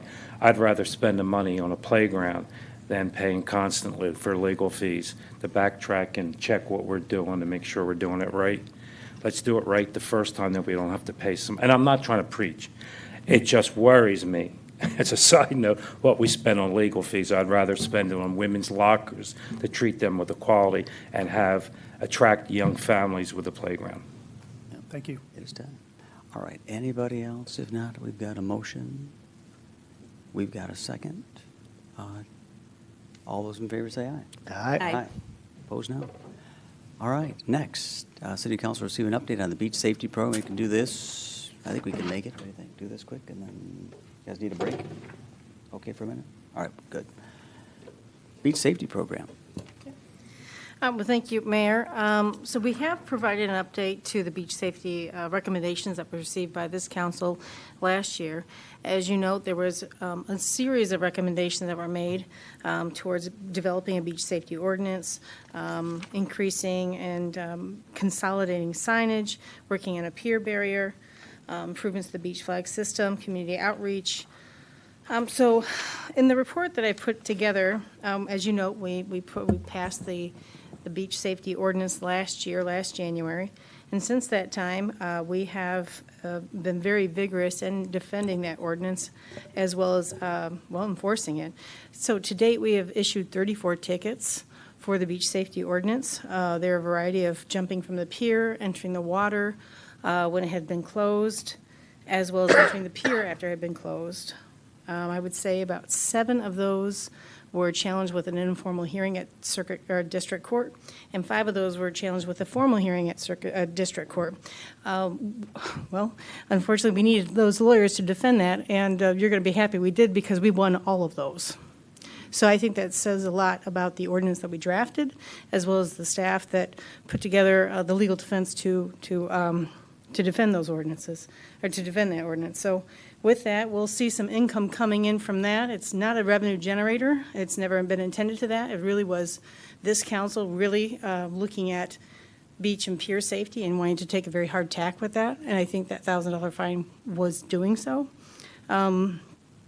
We're not going to see all that money all at once. It's going to trickle in. Of course, the court will take their cut, but we'll have to pay for those legal fees as well as any updated signage.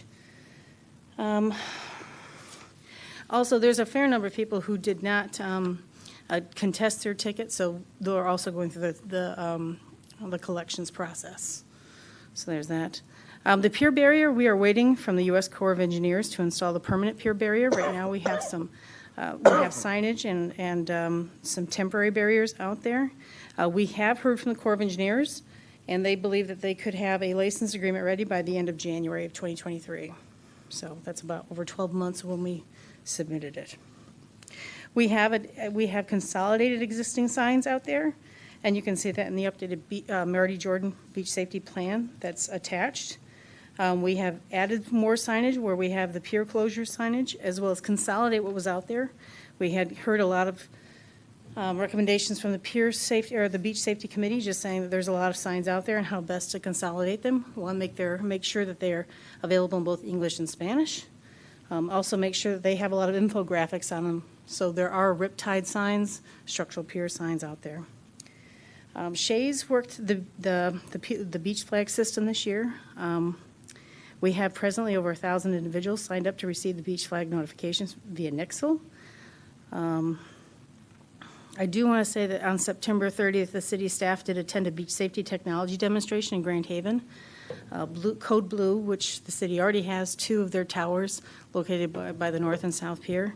They are working with SwimSmart to develop a new beach safety warning system, and we're taking input from local beach communities.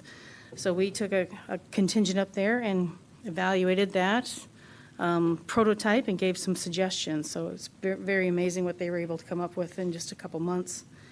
We've also been working on some community outreach. There's been a lot of businesses that got behind beach safety. There's a lot of great ideas coming out about giving tickets to kids while they were out there, which actually was like a free ice cream cone. So developing good habits and reinforcing them. We also had the donation of life jacket loaner boards from Save Kids Greater South Haven at both the North and South Piers. I'm sorry, both North and South beaches that were installed. And also this November, so it was a little bit later than we anticipated, but we had a second annual Beach Safety Summit. Last year it was in Grand Haven, and we hosted it this year. A lot of different communities as well as the DNR came down. And we just shared what our practices were, what was going on, learning from each other, also sharing some technologies that we hadn't heard of, seeing what other people are doing. One thing of note, and you'll see it in your packet, is that the state of Michigan is looking at altering their beach flag system to go to a double red flag system to show that the beach water access is closed. So they rolled that out at Grand Haven State Park last year as like a pilot program. And what they shared at the Beach Safety Summit is that they're intending on rolling that out next spring. They're also looking at, if you look at their beach flag signs now, it says low hazard for green, medium hazard for red, and a red for high hazard. And of course, the double red for water access is closed. They've contemplated maybe stepping away from the green flag because a lot of people are saying that green means go. And in fact, that's what a lot of things do say currently with the state of Michigan. So there is going to be some movement at the colors because they want to make sure people are understanding the risks when they're going into the water. But one thing we are recommending the City Council consider is that we look at adopting the state of Michigan's beach flag systems, as they have more beaches than anybody in the state of Michigan. And if we're looking at people who are maybe visiting our beaches from around the state, if they're used to seeing those signs, they'll be used to seeing them here. So that's some things that we've put together here for your consideration. I know we went back and forth with the beach safety committee to talk about red flags. Should be one flag or two flags, but this seems to be where the state of Michigan is going, is with the 2 flags. So. And I will just say I went around with the DNR a little bit, but I disagree. I mean, I'm very concerned that double red, because right now red being now through the state skylines means you can still go. Oh. It's just really hazardous. To which basically then my recommendation would be you'd be double red. You go from yellow to double red, because for me, to say red means go is the dumbest thing you could have ever done. I'm sorry, and I counterintuitive. I understand they do it in the Carolinas, but I mean, for me, red means stop. Right. At period, end of story. So to say red means really bad and double men, like, anyway, sorry. For me, I think we've got enough confusion on a daily basis, let alone to add that double red. So Anyway, and I will say the technology we went to look at was very fascinating.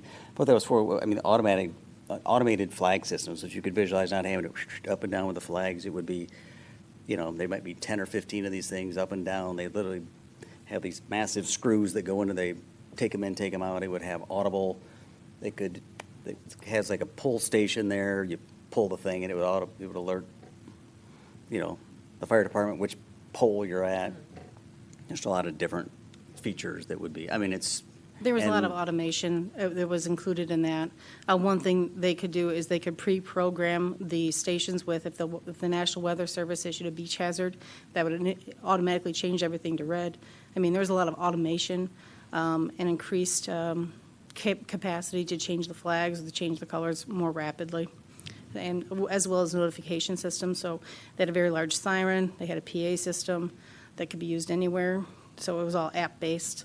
So there's a lot of technology that's being developed for beach safety. There's been a lot of work done to really kind of address those concerns. Yeah. It's not ready yet, but it's not available yet. Yeah, just so you know, it's not available yet. But this was the time to meet with those folks and just talk to different operators on the beaches, state managers, and just get their input because, well, once it's built, they can't modify it anymore. And it was fun because, literally, they're showing us this demo. And then those of us that are living it, we walked all the way out to the edge of the beach, and we're like, now, way taller. And they're like, well, what do you mean? I'm like, no, picture umbrellas, picture people, higher. It's got to, because if you're in the water, right?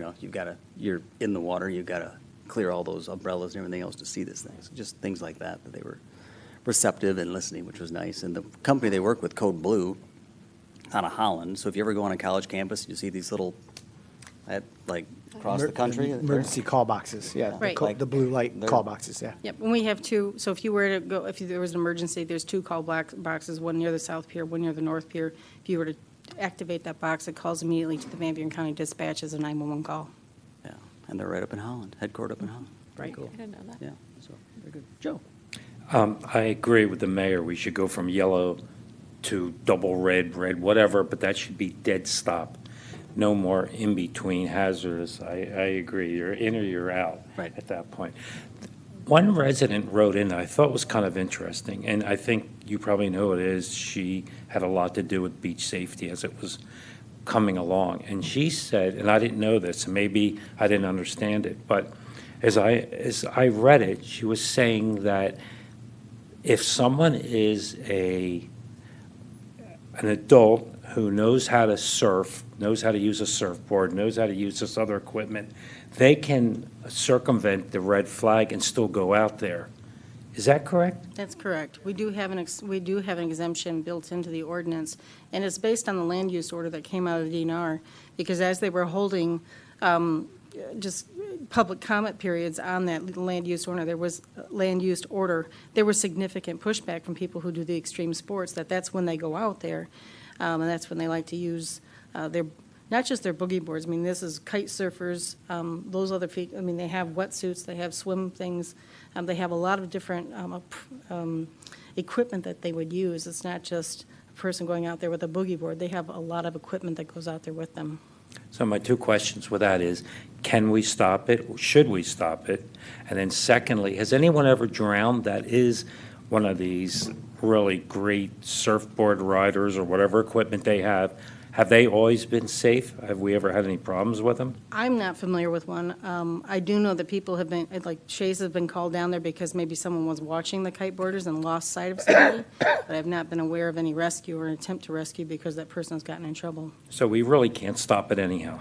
I wouldn't recommend it because I do think there's a lot of people who have the right equipment and come here purposefully for that, and they're trained in that sport. And so I guess I wouldn't recommend it. It just scares me that some people who don't know these are the pros think, oh, the red flag, but I can still go out because they're out there, and then they go out. But I would guess for 99% of us, that's really not a good time for us to go in. I'm not going to worry about it. Right. Okay. Yeah, and they rescued people. A lot of them have rescued individuals in the water, so I will say. Okay. Okay. That's it on your update? But I don't know if you'll be able to answer this, or maybe Chief Thompson can, about how many rescue calls came down this last summer. I know of two that we had, one in August and one in July. I'm not sure of any others. Okay. Yeah, I was just wondering if it was kind of a low volume overall. I don't know. I can get you those answers Okay. later on. Thank you. Okay, my question, and it is probably one you'll have to look up the answer for. I was just thinking about, I think it was Miss Nat that sent the email about beach safety, and she noted that the drownings had occurred under yellow, and so then the mayor commented on that. So my thought was, yeah, I like the yellow or double red, and nothing in the middle, and that's what Joe alluded to. But then when he brought up the fact that we let kiteboarders go in because we were doing that to comply with the DNR, to stay in step with the DNR. So my question is, could we just do yellow, double red, and look it up, let us know. Because like you said, we do want to stay the same as what the state's doing, so that consistent messaging is going out there. So if you can, see if that's something we want to do or not do.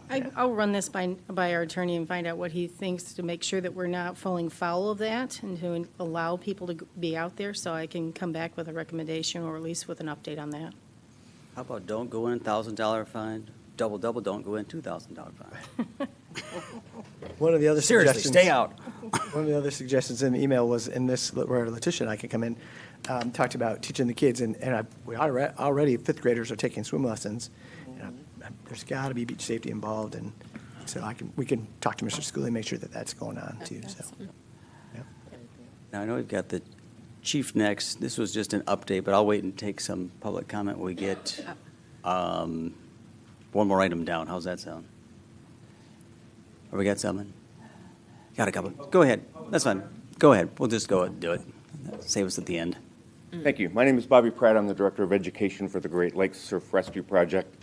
We're a nonprofit organization that's been in business for 10 years doing water safety work throughout the Great Lakes region. I live in Hazlet, Michigan. So a couple of comments. I want to go back to your discussion on the short-term rental for just a second and remind you that... and actually, I need you to... Pardon me?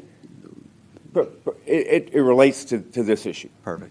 Permanent residents typically are smarter about water safety than visitors that come from a longer distance away. So the people that are coming to use short-term rentals are more hazardous on your beaches than your permanent residents. I want to go back to the New Year's Eve celebration.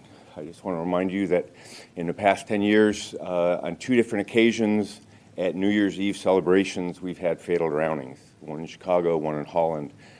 So you have a great water safety group, your Shays group. If the fireworks are anywhere near the beach, I would encourage you to have someone at the beaches for those events to make sure that you don't have a tragedy occur on the first day of the year. Because like I said, we've had 2 of them come up. They're not rip tides on the Great Lakes, they are rip currents. It's a common mistake that a lot of people use. I want to talk briefly about the double red and the red flags. The current situation is just untenable. The ordinance in South Haven is completely different than 5 miles down at the state park, at Van Buren State Park. People need to have consistency. We have so many people coming from so many different areas, and each community, if they have their own set of rules, requires then people to learn a separate set of rules for Van Buren State Park, Holland State Park, City of South Haven, City of Manistee.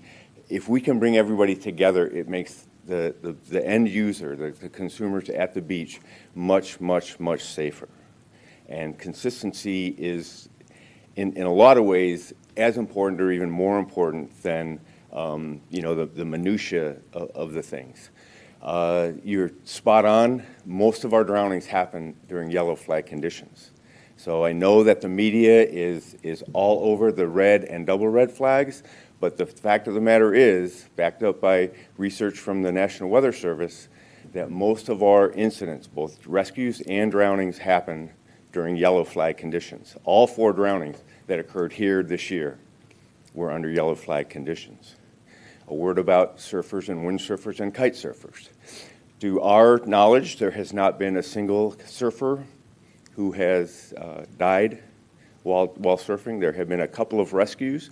There was a kite surfer in Michigan City earlier this year that was taking a lesson that suffered a fatal drowning. We're not sure the circumstances around that, whether it was a medical emergency or what the circumstances were. But I can tell you that surfers have made hundreds of documented rescues all over the Great Lakes region. And really, with a lack of lifeguards, the surfers and windsurfers and kite surfers become the first responders and are responsible for many, many rescues. As a matter of fact, we just passed the anniversary of the Edmund Fitzgerald going down. The day that tragedy happened, there was a double rescue in South Haven. One of the individuals died, and one of the individuals was saved by a group of surfers up there, and they received the Coast Guard's highest civilian commendation because the Coast Guard was unable to go out and to effect a rescue there. So I appreciate the things that you guys are doing. Your flag system is as robust a flag system without lifeguards as can be, but we know that flag systems were never designed to be used without lifeguards, and all of the experts agree on that. So thank you very much. Thanks for your comments. Appreciate it.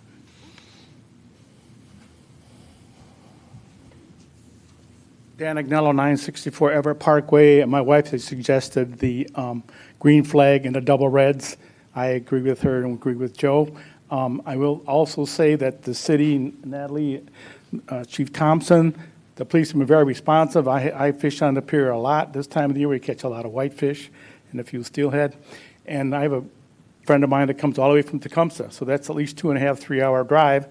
And he calls the police department, emergency number, and they tell him what the status of the pier is. And they've been very good about, if it settles down at 1 or 2 in the morning, they take the chain off and they open up the piers. So I just want to say they're doing a great job and continue it. Thank you. Thank you.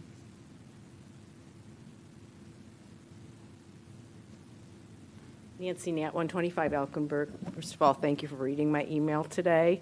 I'm talking about the ordinance on page 160 of your packet. And part of the beach safety program, or beach safety update, I think should be looking at the 4 drownings that occurred this past summer. And patterns are important in providing safety improvements, and here are some of the patterns surrounding those drownings. Like we've already said, they all happened during a yellow flag designation. There are a lot of signs on our beaches, and the yellow flag designation, I think, is one of the most confusing of all the flag color systems we have out there. Green means go, which I get, maybe it should say go, but with caution. The yellow verbiage is yellow means caution, but look for currents and high waves. I don't know how people interpret that. I don't know how you look for a rip current, or how do you know if it's there. I mean, the education isn't there that most people would know, looking out at the water, that there is a rip current. So my suggestion, which I think needs to be looked at, should be yellow means caution, rip currents and high waves are possible, and enter at your own risk. Allowing people to know that they're out there. The potential is that you can get hurt out there and you're entering at your own risk, versus just saying, look for it. So I think there needs to be stronger verbiage on the yellow flags. Reading through the packet, there's also that 50-foot delineation along the piers where there's no swimming. All the drownings this summer happened close to the piers, and I was thinking maybe we should make that delineation wider, and also run no swim buoys the full length of that delineation, and have them be a different color so that people take more notice of those buoys. Good Samaritans on the beach were the only immediate response to the drowning victims. And by the time emergency services got to the scene, it was too late. This could lead one to believe that immediate response teams such as lifeguards are needed on our public beaches. Trained eyes on the ground are the best way to save a life when you only have a couple of minutes to make a difference. Good Samaritans trying to rescue others can lead to more drownings.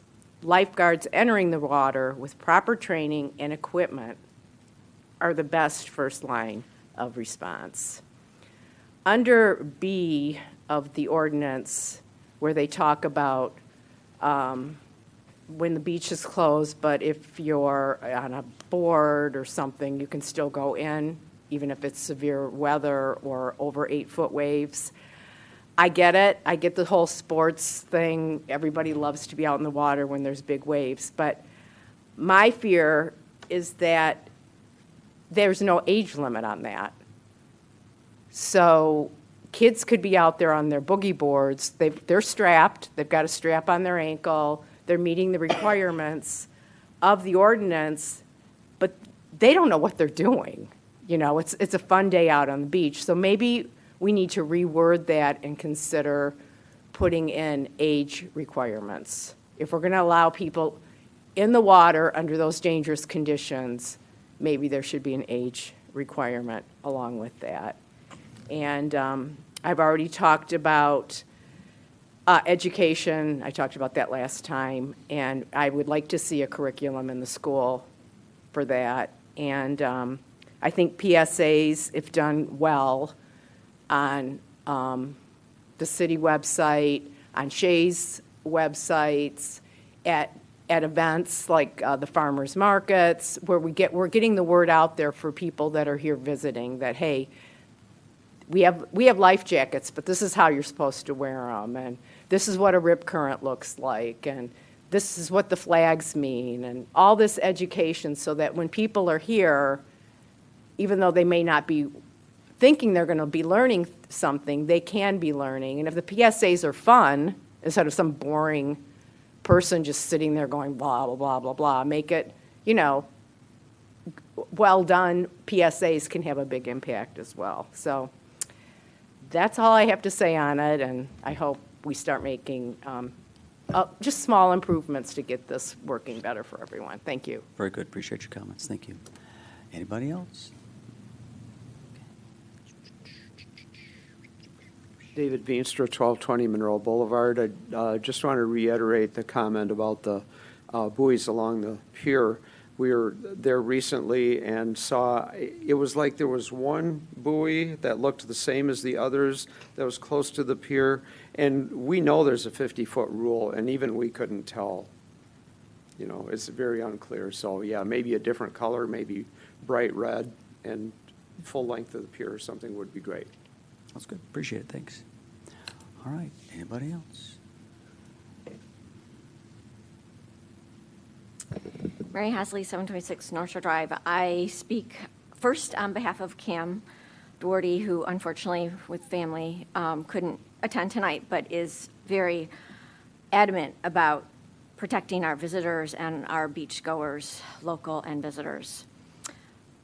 Point first, lifeguards at North and South beaches. The benefits are public education, active prevention, real-time condition assessment, peer closure, force multiplier for opening containers, smoking, dogs, aggressive behavior, crowd control, and loss of missing persons, in addition to rescue, emergency support, etc. And just trying to look at what has been accomplished and what has not been accomplished.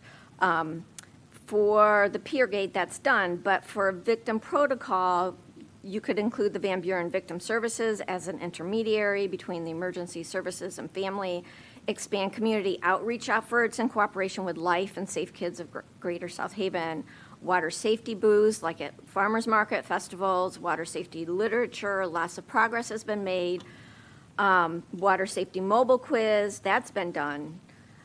And you've spotted it, rewards with doing the right thing, and that was done by citizens with the popsicles.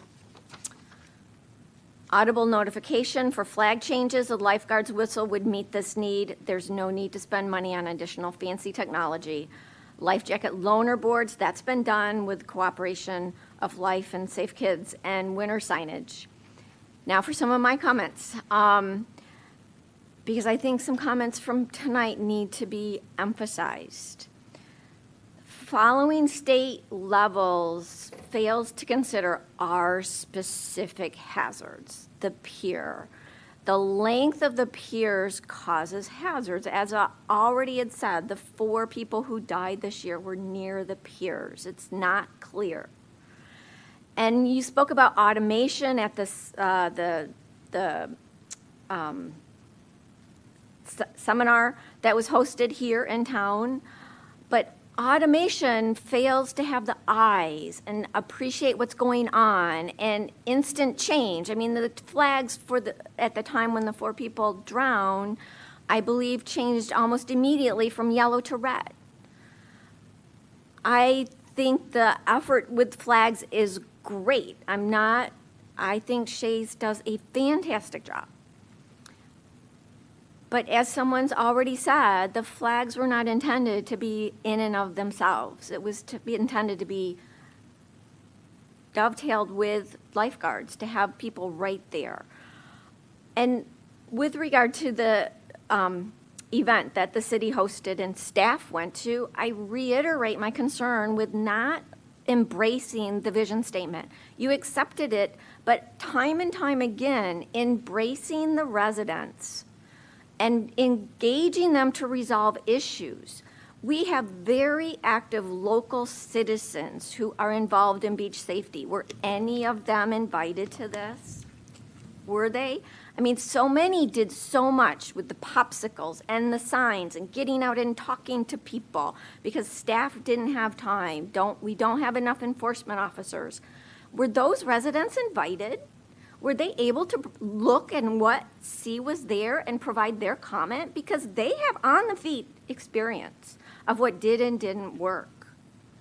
I think you are missing the point time and time again by not following the vision statement, not even embracing it, not involving the citizens to fix the problem, at least be a part of the effort to solve the problem, because we have a lot of smart people here, as you've witnessed from these great suggestions from the people before me. Let's start engaging the community and not rely on just staff. I'm sorry, but we need community engagement, not staff opinions. Thank you. Anybody else? Once, twice. All right. Natalie, are you still here? We're going to get an update from our police chief, Natalie Thompson, and then we'll probably take a 2-minute break, or we just zip through? Power through. Okay. Power through. Here we go. We're going to closed session. Good evening, Chief. Good evening. I just wanted to answer one of Wendy's questions. As far as a total number for water rescues for a summer, the police department doesn't respond to all those, so that'd probably be a better number I could probably get from Shays, because unless it's a drowning, they do a lot of other water rescues because they have all the equipment, but Kate and I could probably get you a better number than just the few that we responded to. So. First of all, I want to start with some positive. So it is that time of the year. The South Haven Police Department applied for and received our annual community grant from Meyer that we utilize for Shop of the Cop. This year's event will be on Wednesday, December 21st. Again, the Michigan State Police is partnering with us, accompanied by other K through 5th grade students from throughout Van Buren County. For our students, South Haven Public Schools does the selection, and this is primarily based on need. This year, to compensate for the higher costs of pretty much everything, each student selected will receive $200 for shopping instead of $100. So that was a nice addition. And also, since I've written this update, Three Blondes is again going to sponsor everyone for lunch before we go shopping. So great pizza there. Next, I've got the statistics for the department, and I will start with the month of October, and it's been pretty consistent. top 5 offenses overall: driving violations, obstruction of justice are warrants, followed by assault, larceny, and then again, invasion of privacy is trespassing. As far as person crimes goes, we had 7 assaults, 1 kidnapping, and that actually was a parental kidnapping that it is rare for us to get charges on, but there was an actual court order. This parent took the child out of state, and with the help from the state police and the U.S. Marshals, we actually tracked this person down, and they are in custody, so we are waiting to get that person extradited back to Michigan. So our detective, our department did a great job on that. So that is the 1 kidnapping that you see there, and then 1 sexual assault. Then for property crimes, again, that is very consistent. Larceny, retail fraud, forgery, counterfeiting, that is up a little bit. It seems to be this time of year we see an increase in the counterfeit.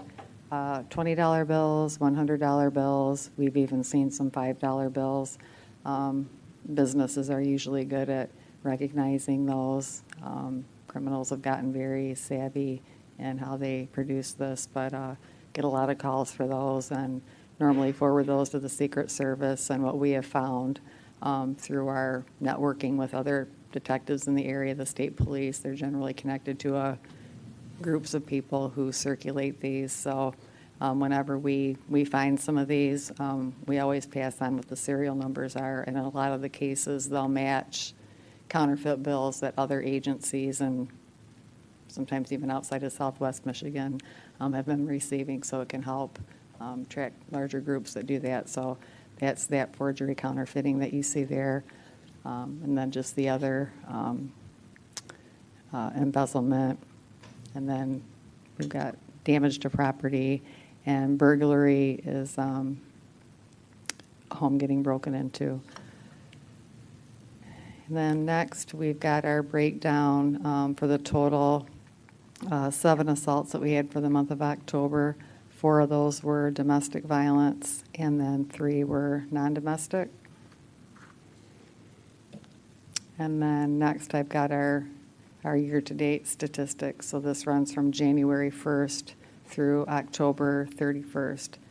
So our overall top 5 violations, number 1 was driving violations, followed by assault, larceny, retail fraud, and trespassing.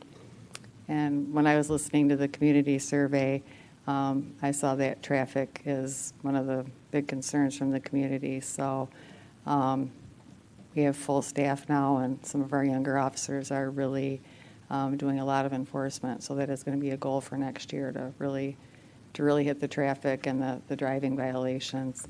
But as you can see from this, we are targeting that more than we have, but we do recognize that we need to do a better job on that.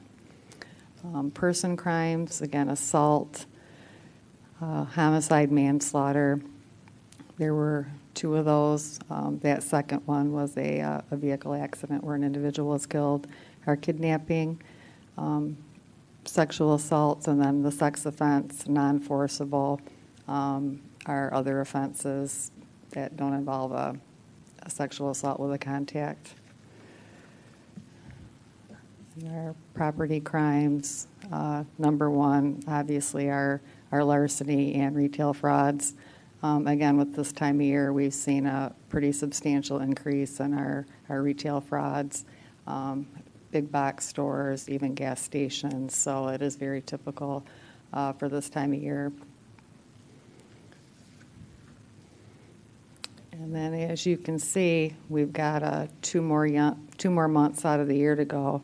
But our overall calls for service, and what's important to note for this year is we are just now fully staffed. We've been either an officer or 2 short for most of this year. So you can see our total calls for service compared to back to 2019, we have exceeded them. So our total calls for service were 4,799, and that's with 2 more months to go. So as you look back to previous years, our calls for service are increasing. In the township, they've gone up, and then you can see in the city as well. So arrests, you can see we are up from the past 2 years and will probably exceed 2019. Citations and warnings. So right now we are at 1,208. So we have surpassed all 3 previous years. 2021 we had 909. 2020 632. 2019 we had 892. So as you can see, the officers we're ramping up our enforcement efforts. Complaints, again, those are incidents that we take a report number on. So we are up to 1,788. So we have surpassed last year. Foot patrol hours, we're at 380. We had 401 total last year, so we will probably exceed that a little bit more. Property checks, we're pretty high. We're at 1,014, which is, we're going to be over double what we were the past 2 years, which is good because we're getting a lot of citizens utilizing the property checks that we have out on the city's website, and a lot of people are utilizing those, so that really helps us, especially this time of year, to do extra checks of residences and businesses. Blight complaints, again, these are primarily in the township. Those have really skyrocketed, so we've got quite a few of those this year compared to the last 2 years. And then the next graph are citations, and then a breakdown there at the bottom of what citations the officers have been writing. So if anyone has any questions on any of the information? Questions? One thing that, Chief Thompson, last time we were meeting as council, and you were unable to be here, we were talking about golf carts. And I think it was from your office, you guys don't like the idea of the trailer. Just now that we got you here, we get your- Absolutely not. Don't like, okay, That, good. We didn't either. And our it other is- concern was if we extended the season, that wouldn't be an undue burden on you guys. Well- Kate thought that, well, it gets a little slower in the off-season, so you'd be able to handle, or what are your thoughts? I don't want it to be phrased that it is an undue burden on the police department. Or, yeah, I My should number say. one issue about golf carts overall and extending the season or these trailers, that's just not safe. It's going to be alcohol, it's going to be more people, it's safety is always my concern. Extending the season, yeah, we had some unseasonably nice weather this year, but if you extend the season, you extend the season, whether it's rain, sleet, or snow. So again, it is safety. I mean, maybe some people would put snow tires on a golf cart. I don't know, they probably would, but some people wouldn't. And I just look at the crashes that we get in the winter, not high speed. People are at a stop sign and too fast for conditions. We've had 1 billion of them so far, and people just can't stop. So if you're sitting in a golf cart, the safety aspect of extending the season, because we could get a blizzard on October 20th. So I don't ever want it to be thought that, oh, it's just a burden on the police department. That's why they're, but I truly look at things from a safety aspect. So that, I guess I just gave my opinion, but it's, Yeah, no, that would be that's my what we wanted reason. to hear, It yes. is just safety. It really is. And I shouldn't have said undue burden, I should have said, Yeah. ability to safely enforce, because if we do it, you'll enforce it, and, yeah. Right. And then again, when you look at, traffic was a big concern on the survey. Another good point. And then you look at, golf carts, so we, all the enforcement we did on golf carts, well, then that's taking away from traffic. So it's like, we need to do more on both. But if you look at the serious accidents where people are getting injured and killed, that's technically where a police department should be targeting all their traffic enforcement. But, we do with golf carts because that can be a safety issue too. But Sure. it's just, we have to do a better job with both. But safety is the number one thing. Job one, okay. And if we add more unsafe things with golf carts, I'm afraid that it's probably not a good idea. Okay, that's what we needed to hear. Okay. Appreciate it. Thanks, Chief. Thank you. Have a good night. All right, citizens in the audience will be heard on items not on the agenda. So if anybody wants to say anything, come on up, state your name and address. You'll have up to 5 minutes.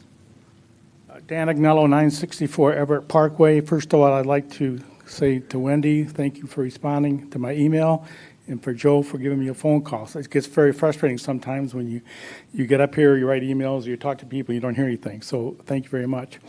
You've already received this, but the public hasn't seen this, and it has been posted a few times on Facebook. But this involves the highlight from a recent decision by Parks Township, which is a suburb of Holland.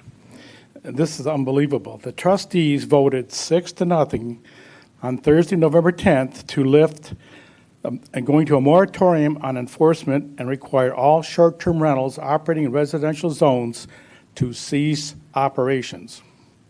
Rentals in commercial zones remained unaffected. A later motion declared a sunset date of October 1st, 2023, by which all existing short-term rentals must close their doors or convert to long-term rentals. Now, except for some STR owners, I don't think the residents would mind something to doing like this, but however, I don't think we need to go that far. I don't think anybody does. But we've talked about this a million times. We need to greatly reduce the number of STRs by attrition over a period of what we said 5 or 10 years. People complaining on the survey, I can rent my house whenever I want. Well, they don't understand what the people are trying to do. They just say, they don't have all the information.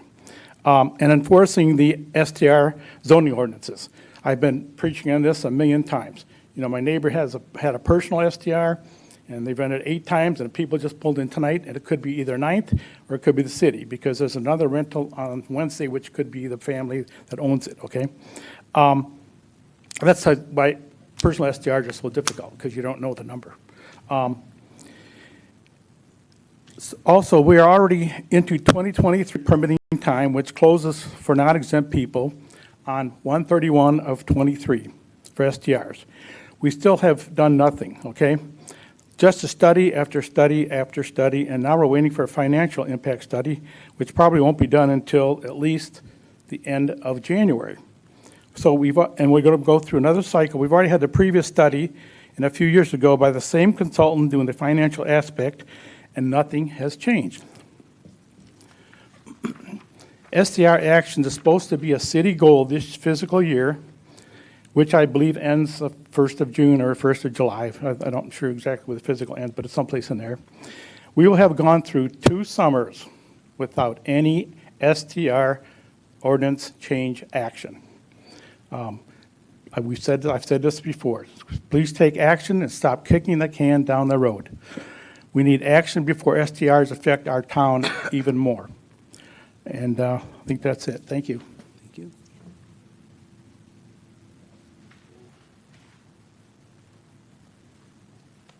Joe Wilkins, 811 Indiana Street. This is mostly directed towards Jeff, and I hope you don't take this personal, but I just was thinking about your comment. Based on your response to Councilwoman Wilkins, it sounds like you value, or at least you're concerned with numbers. My only problem I have with that, it just don't appear that you have that same concern for numbers when it comes to the number of residents that have voiced their concerns about STRs and the lack of affordable housing. Nevertheless, my question to you, based on your comment, out of the 75 students you mentioned that was added to the school enrollment, do you know how many students out of the 75 represent students receiving free or reduced lunch?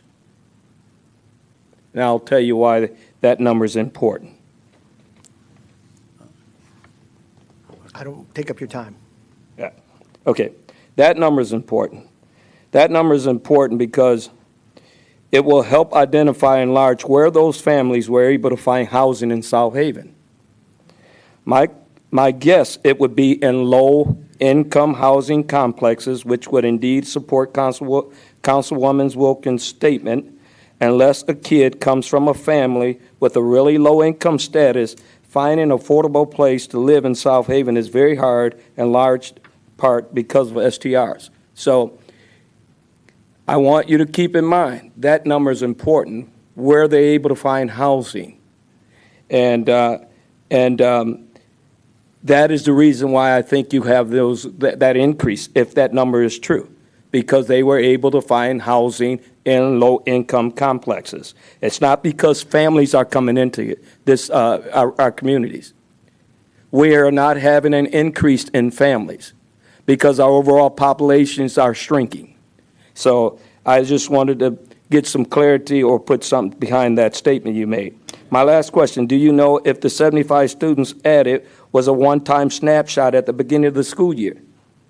Because as Councilwoman Wilkins stated, being a teacher, as well as yourself, students are often telling teachers, this is my last day. I just thought it was funny that you didn't respond to her statement of saying that being a teacher, you should know the concerns that teachers are facing. And I don't believe being a teacher yourself, you can deny that being a reality. So, thank you. Thanks for your comments, Joe.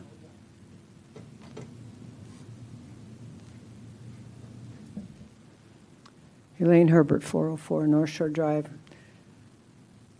Thank you, Pastor Joe. And Councilman Arnold, you're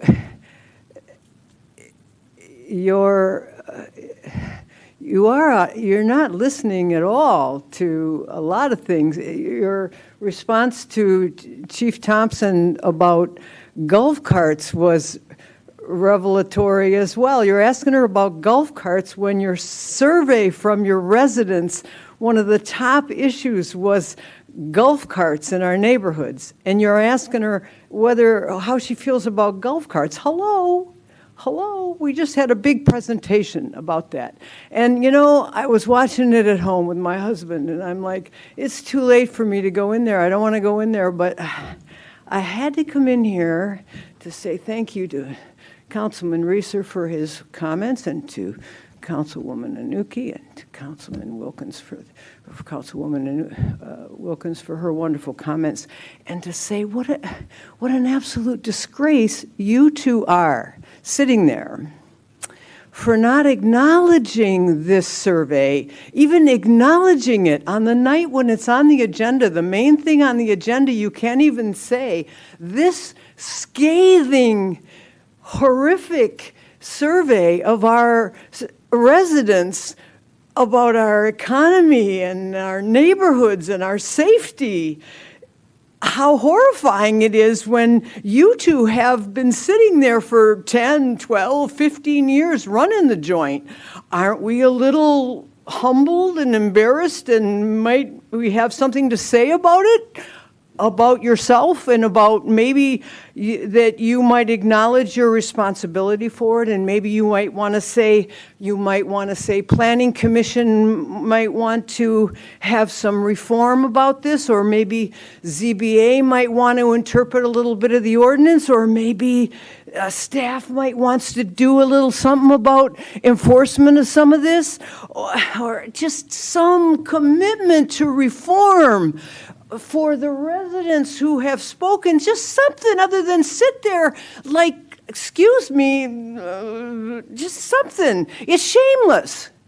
It's shameless. And I'm sorry, I'm going to say hello to Dan Agnello, who called out the city manager, who sits here and types. I hope she listens to the videos, because she never listens to the residents when they stand here. She just orders pizza or something sitting here, because she just taps away at her computer and never listens to anybody sitting here.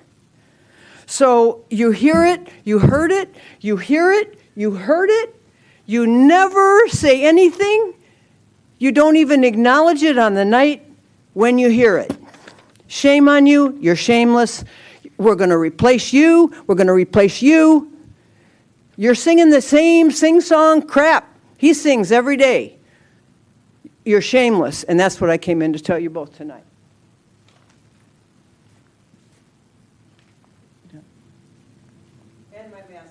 He just picked up. Anybody else?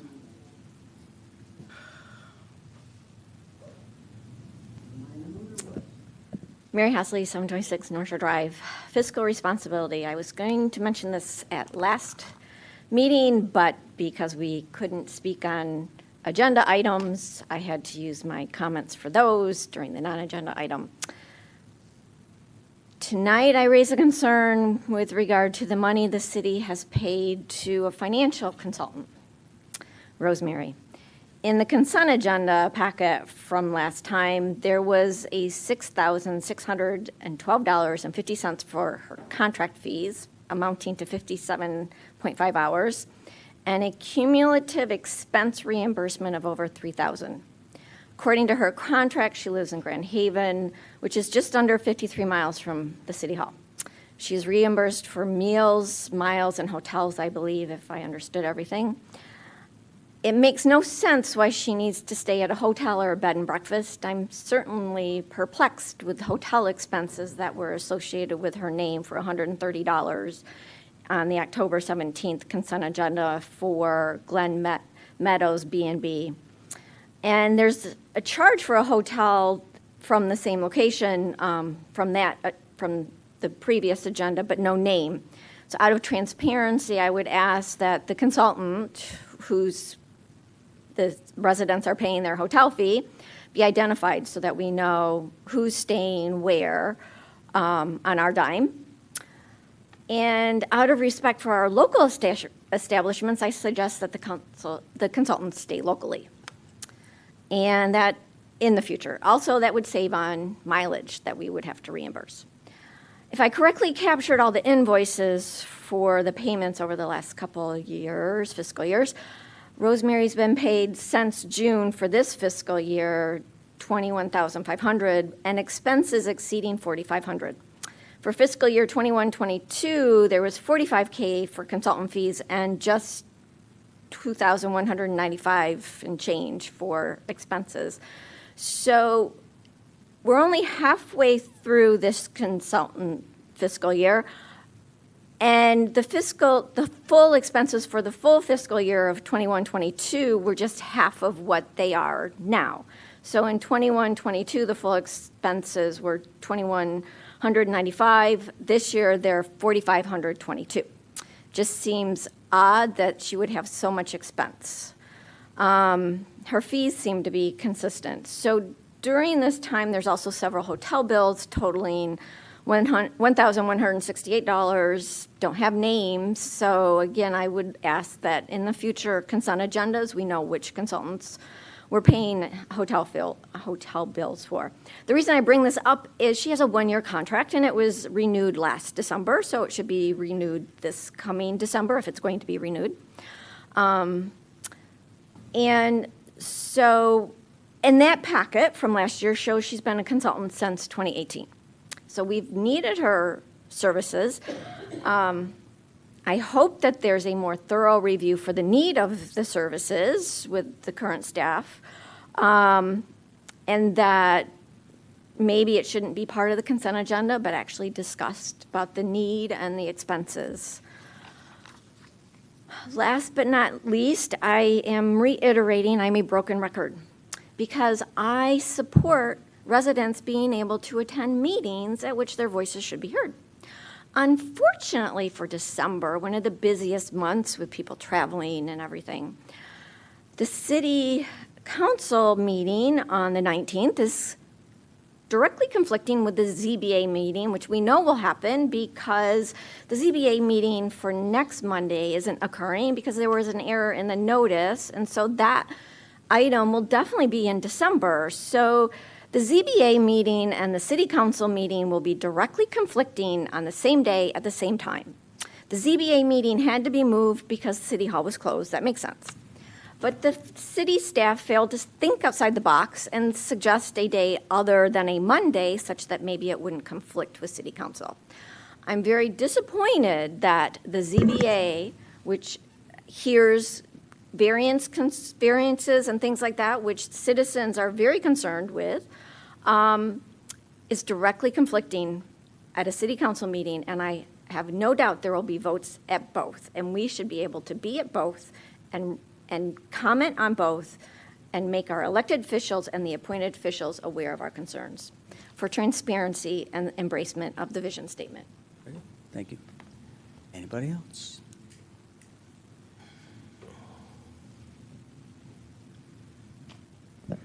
David Veenstra, 1220 Monroe Boulevard. It gets disappointing and disheartening to come to meeting after meeting after meeting and hear about one of the city's top priorities and hear data point after data point after data point. With all the studies that we already have, I guess that maybe it would be helpful to just tell us how long we have to wait before there's going to be a proposal made and something brought to the council to vote on. Is this going to be June? Is it going to be longer than that? Because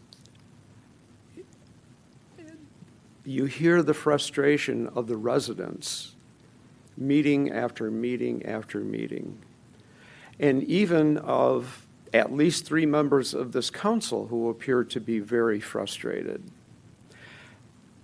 Why is it that we can't get something on the agenda and get something moving? I just don't understand, and it's depressing. Thanks for comments. I'll comment on it at the end. Anybody else? City council comments. Oh, wait a minute. City manager comments. Kate.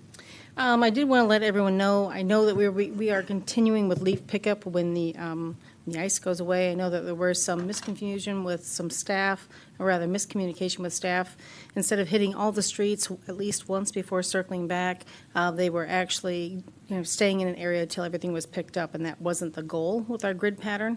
So just want to let you know that we'll be improving that for next year, as well as making sure that picking up the leaves in Ward 2, everything that's been left behind, especially like on Bailey and Green, will be picked up. So just want to let you know about that. Also, City Hall is closed Thursday and Friday for Thanksgiving. We have notices that are placed on the doors and on our website. City Hall and DPW will both be closed on that day, on those days. Maybe you heard that there was a fire at Black River Tavern on Friday night around 10 o'clock. Happily, with the fire suppression system, Shays and the police department, and I really credit the fire suppression system, we did not have a full-scale disaster. The winds were coming from 20 miles from the west. Without a fire suppression system, that could have been a very traumatic, very catastrophic situation. So kudos to that. Also, this is the season for water main breaks, so if you see water running, please call Public Works or the Information Center. We did have a water main break at Michigan and Cherry on Sunday. We were able to get that fixed without any loss of pressure. So with that being said, those are my comments, and happy Thanksgiving. Thanks much. Appreciate it. Any questions for Kate? With the leaves, we're still going to continue till the 9th. That was the scheduled December 9th. We're going to keep going until we can continue to pick them up. I think the only thing that will stop us is just more additional snow. In the past, when we've had early snow, we've often sent the trucks out again in the spring. Was that Yes. our intention? Is okay? Yep, that will be our intention. Very good. All right, council comments. Joe? Couple things. First, I want to thank the city for the great job they did with the lights downtown. I drove through it downtown. It looks great. It's enjoyable. It brings up your spirits walking and driving through downtown. There's certain occupations in this world that I put on a pedestal: teachers, doctors, nurses, policemen. But if there are things called living angels on this earth, it has to be the people that work at hospice. I cannot imagine doing that kind of work when people are most vulnerable, when families need help at the most delicate time. You have people willing to go in there and help people. It's just an amazing occupation. And I've had it in my family, and I'm sure others have, and it's just an amazing thing that they do. Third thing, and this is a nice thing to talk about. There is a resident here in town a gentleman that comes to city council, whether we all agree with everything he says. I know he's always looking out for the residents, trying to do what's best for the community, and I am happy to call him my friend. He is a man of highest integrity, and I always say to people, he lives what he preaches.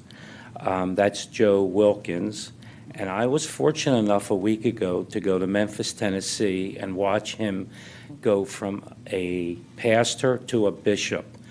Now, that may not sound like a lot to a lot of people because you don't know the church, but the Church of God in Christ, I hope I got that right, Letitia, has 6.5 million people in it, and he is one of less than 1/1000% that has been elevated to bishop. So it's an amazing thing. And I was lucky enough to be there and watch 3,000 people commemorate him getting that position. It was an amazing event. And the last thing, and I'm just going to say it this way, I hear all of you, and I'll leave it at that. Thank you. Miss Wendy. I just wanted to say congratulations to Bishop Wilkins and thank everyone for their comments tonight. That's all for me. Very good. Okay. I'd also like to thank everyone for their comments, as always. Ms. Wilkins, when she talks softly, but everything she says carries a lot of weight, and I always listen to what she has to say. And Steve Schlock, well, everyone, but Letitia. And so I certainly didn't mean to make light of any of her comments. And now I'm not speaking for the schools. I'm not speaking for the schools. But every year they budget for a 35 student loss, and this year they did not lose 35 students, but they are actually up 34. So it's like a 75-point swing. So just trying to clarify some of Bishop Wilkins's comments. How many are free and reduced? We still fluctuate around that 68% range. And so I'd imagine that these kids will be the same. Where are they living? Don't know. We still have school of choice in South Haven. Well, Waterville Edges is out these days that they get more school of choice than we do. So they could come from anywhere. And I did hear a lot, and when a kid leaves, we have to sign them out when they're leaving. A lot of our migrant kids are go to Mexico this time of year. They head down around Thanksgiving break, and they'll come back after Christmas. And so we did have a lot of kids sign out in the last 2 weeks. And again, I certainly did not mean to finish any of her comments. Great comments. She, like I said, speaks softly, but carries a lot of weight with me. I was simply just trying to throw in that there was a little bright news at the school that we did tick up 34 kids, just 34, not 75, but budget-wise, it's a 75-point swing. For short-term rentals, I'm happy to vote on them whenever they hit the agenda. I'm prepared to vote on that. I would like to see the economic data, but I can vote anytime. Those are my comments. Other than happy Thanksgiving to everyone. First, I would, excuse me, I'm so sorry. First, I would like to say to Mr. Arnold, thank you for your response. I wasn't offended. I kind of understood what you were saying. Second, I don't want to forget, many of you probably don't know, but for many years, I've been doing a lot of outreach. And this year, I kind of reached out to a couple of people in the community, and I don't want to embarrass anyone, but I just have to say that thank you. I handed out Thanksgiving baskets before I came to City Council tonight, and my friend Rosalie helped me, and our city manager donated, and thank you, and Councilman Joe Reeser donated, and we were able to give out 20 baskets tonight. So with the help of Bishop Wilkins and Resurrection Life Ministries. Oh, and the chief, I almost forgot the chief. She was the first person that gave me turkeys, and thank you so much. I appreciate that. And the people were there waiting 4:45, and we actually started at 5, so they wanted those baskets. So thank you. They were well needed. I don't want to forget. Something I'm forgetting. Oh, congratulations to Elevation for my husband, Bishop Joe Wilkins. That was a great ceremony and consecration service that we did experience. What a great honor. like Joe Reeser said, if you know, not in it, you kind of don't understand it, but it is a great honor to be elevated in anything. Something I'm forgetting, but oh well. But everyone have a great Thanksgiving. And also everyone's comment was, we heard you, and we really are trying to help remedy some of the situations that we have on the agenda. So if you can please just bear with us. I think with the help of the mayor, I think he's going to help us through this. Right, Mayor? We'll get there. We're going to get there real quick. Get there. Very good. All right. First and foremost, happy Thanksgiving. Yeah. Everybody. Be safe, travels. Welcome home to those kids who are back from college and whatnot. Shout out to our Shays staff. Senior Services had a roof situation, and they needed some people to lift some water. I don't know how to describe them. They had a leaky roof, and so they had to... They put some weight up on the roof, more or less. So they had to get these construction bags and fill them with water on top of the roof, and Shays helped them get the water to those bags to weigh down the membrane with all the wind that we had a couple weeks ago. So they were able to fill them with their tower. There you go. Good, very good. One challenge we have up here is we have to sit and listen and pay attention, and it's at times, I mean, fortunately, I do sit and listen, so I do listen. I listen to a lot of people. I listen to there's a group that we hear from a lot, and we have a community that we hear from at large, and we have to factor all of that in every single day, every single vote. So while it's fun to come up and take shots, and I will smile and thank you, you need to be aware that we do hear you. We have agreed to a set of priorities for this year. There are several of them. We agreed to a process as a group on how to get there. Not one of us, not two of us, but all of us. We agreed on information. I've had Reynolds come up 3 different times. As was mentioned, I have been here a little while, do a few different stints, and every time it's come before us, I voted ultimately to constrain, restrict. We've modified it.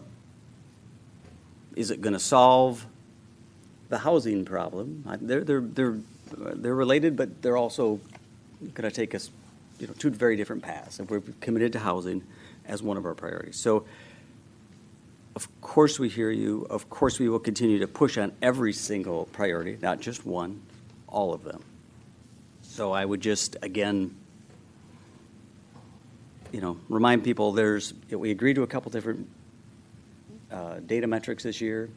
When it comes up, when we have the data, I'm more than happy to, again, listen to everybody, and we will ultimately make some changes. So on that note, I, again, appreciate your comments. And before we seek a motion to adjourn, we are actually going to be going into a closed session. So, and after we make this motion, we will end the regular meeting. We're going to go to a closed session, and we'll come out of that and we'll adjourn. So City Council will be asked to consider a motion to go into closed session under Section MCL 15.268E of the Open Meetings Act to consult with its attorney regarding a trial or settlement strategy in the pending lawsuit from Properties 77 LLC versus the City of South Haven. I make a motion to go into closed session. Second. We have a motion. We have a second. We need a roll call. Onuki. Yes. Reeser. Yes. Wilkins. Yes. Arnold. Yes. Smith. Yes. All right, we'll take a couple and let's head to the back. Okay. Oh, boy. No dinner's getting cooked.